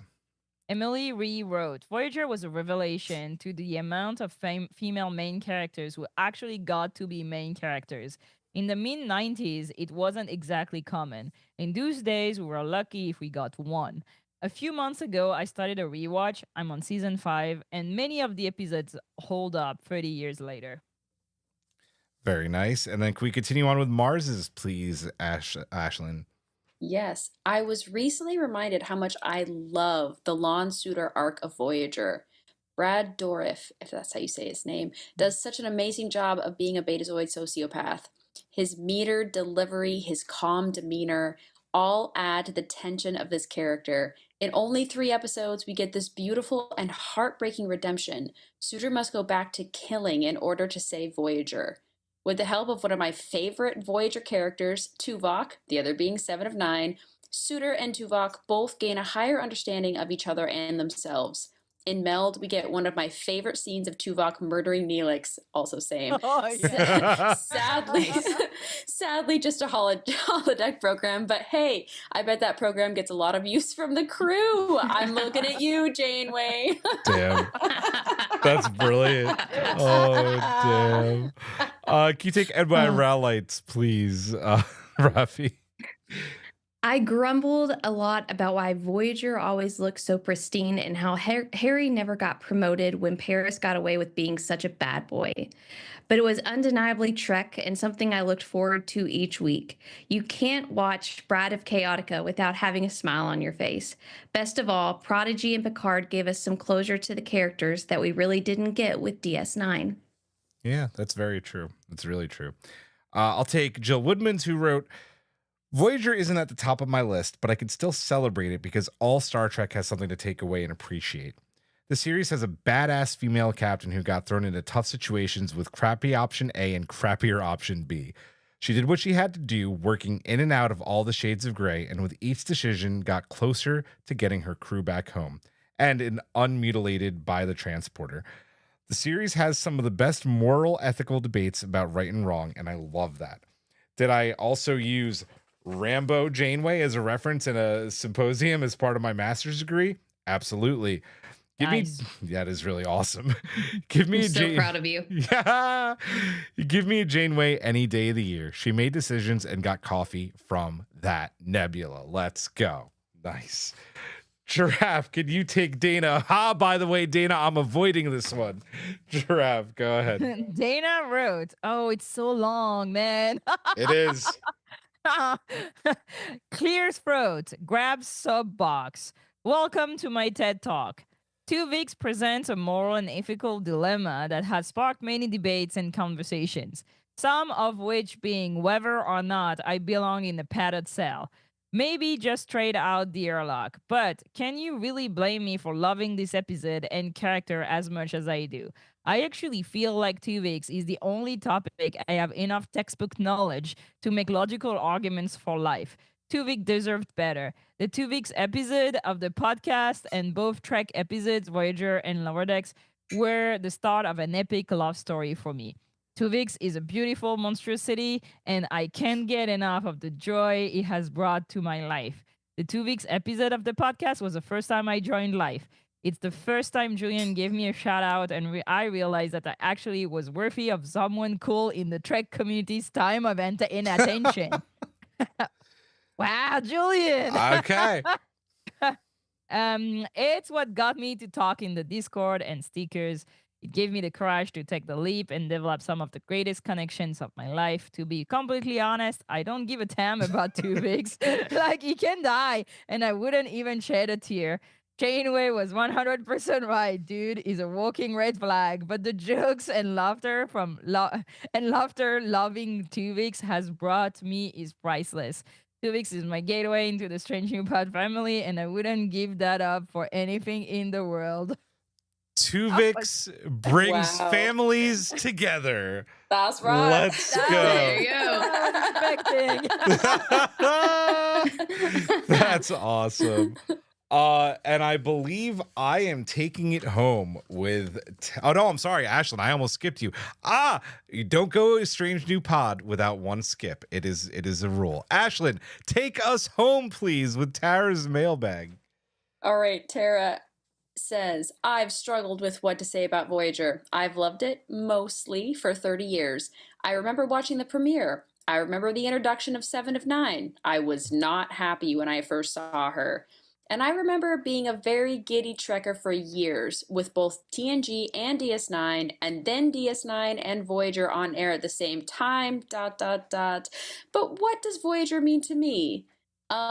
Shared experiences, new friends, finding out that JC shipping was a real thing and not just in my own head. Yes. Finding out what shipping was. Meeting other Janeway devotees has been both inspiring and overwhelming. Meeting Kate Mulgrew and even chatting with her was amazing and nearly heart-stopping experience that gave Voyager its own unique place in my Trekkie heart that I don't think I can explain.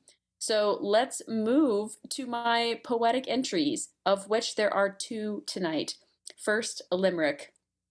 Captain Janeway, beautiful, wise, and brave, got stuck in the DQ thanks to a displacement wave. She'll lead her crew home, she's resolute, despite a Borg-infested circulus route. Breaking the temporal prime directive, but hey, that's her fave. A new style, an acrostic, just for this Voyager 30th anniversary special. V is for the Voyager, the state of the art. O is for Omega Particle, how it steals Seven's heart. Y is for Demon Class, that silver goo planet. A is for Arachnia, Chaotica's ruinous habit. G is for gel packs and their bile neural circuitry. E is for EMH, the singing doc for any emergency. R is for return, though 7 years seem like an eternity. Oh, man. Well done. Demon Planet. Hey, nicely done. Nice. That was the best Wow. way to end this episode. God damn, Tara. Save the best for last. Not that all those mailbags weren't amazing, but you can't top that. Thank you. Before we go, this has been an absolute pleasure. I would talk about any Voyager with all of you any day. Just call me. Raffi, plug away. Where can people find you? What do you have going on? Yeah, so you can find me on Instagram and on Threads at Raffi_the historian. You can see a lot of what's going on with my exhibit. If you have questions or want to get involved with it, feel free to let me know. And yeah, you'll find me all on there. I used to have a TikTok, but TikTok got canceled on my phone, so sorry about that. But yeah, follow me there. Awesome. Love it. And Ashlyn, where can people find you? What do you have going on? You guys, I think, are heading back to your movie series. Oh.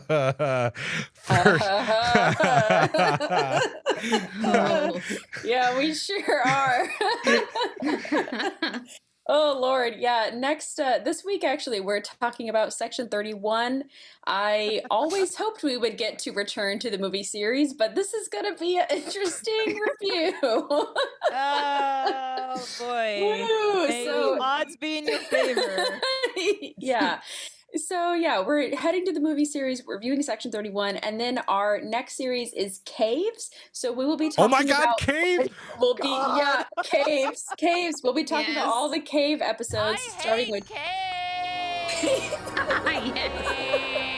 Can I volunteer for Blood Fever? Yeah, oh, Lord, yeah, honestly, It is a cave episode. it is a Cave episode. Such a good cave episode. This was Rhianna's choice, my co-host, my amazing sister, who's the other half of my brain. Yeah, we're going to be talking about caves. It's going to be absolutely crazy nonsense. We just finished the Prime Directive series, and that was a very, serious, insane, a very academic series. And now we're going to caves. We're going wild.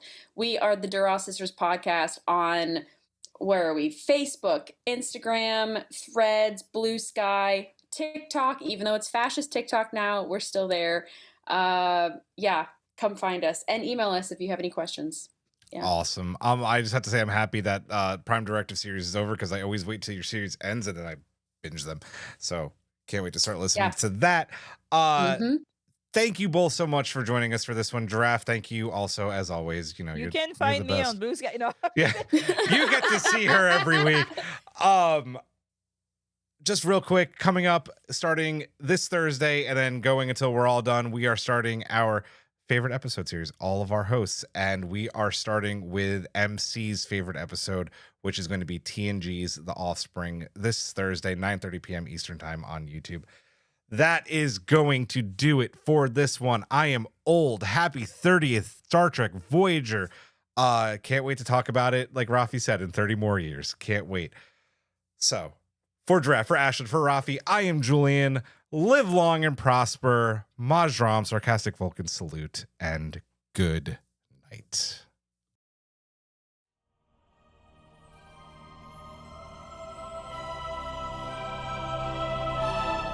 Thanks for beaming into our podcast today. If you want to keep the hailing frequencies open, you can subscribe on Apple and Google Podcasts, YouTube, and Spotify. Like what you hear? Put in a good word with Starfleet and leave us a 5-star review.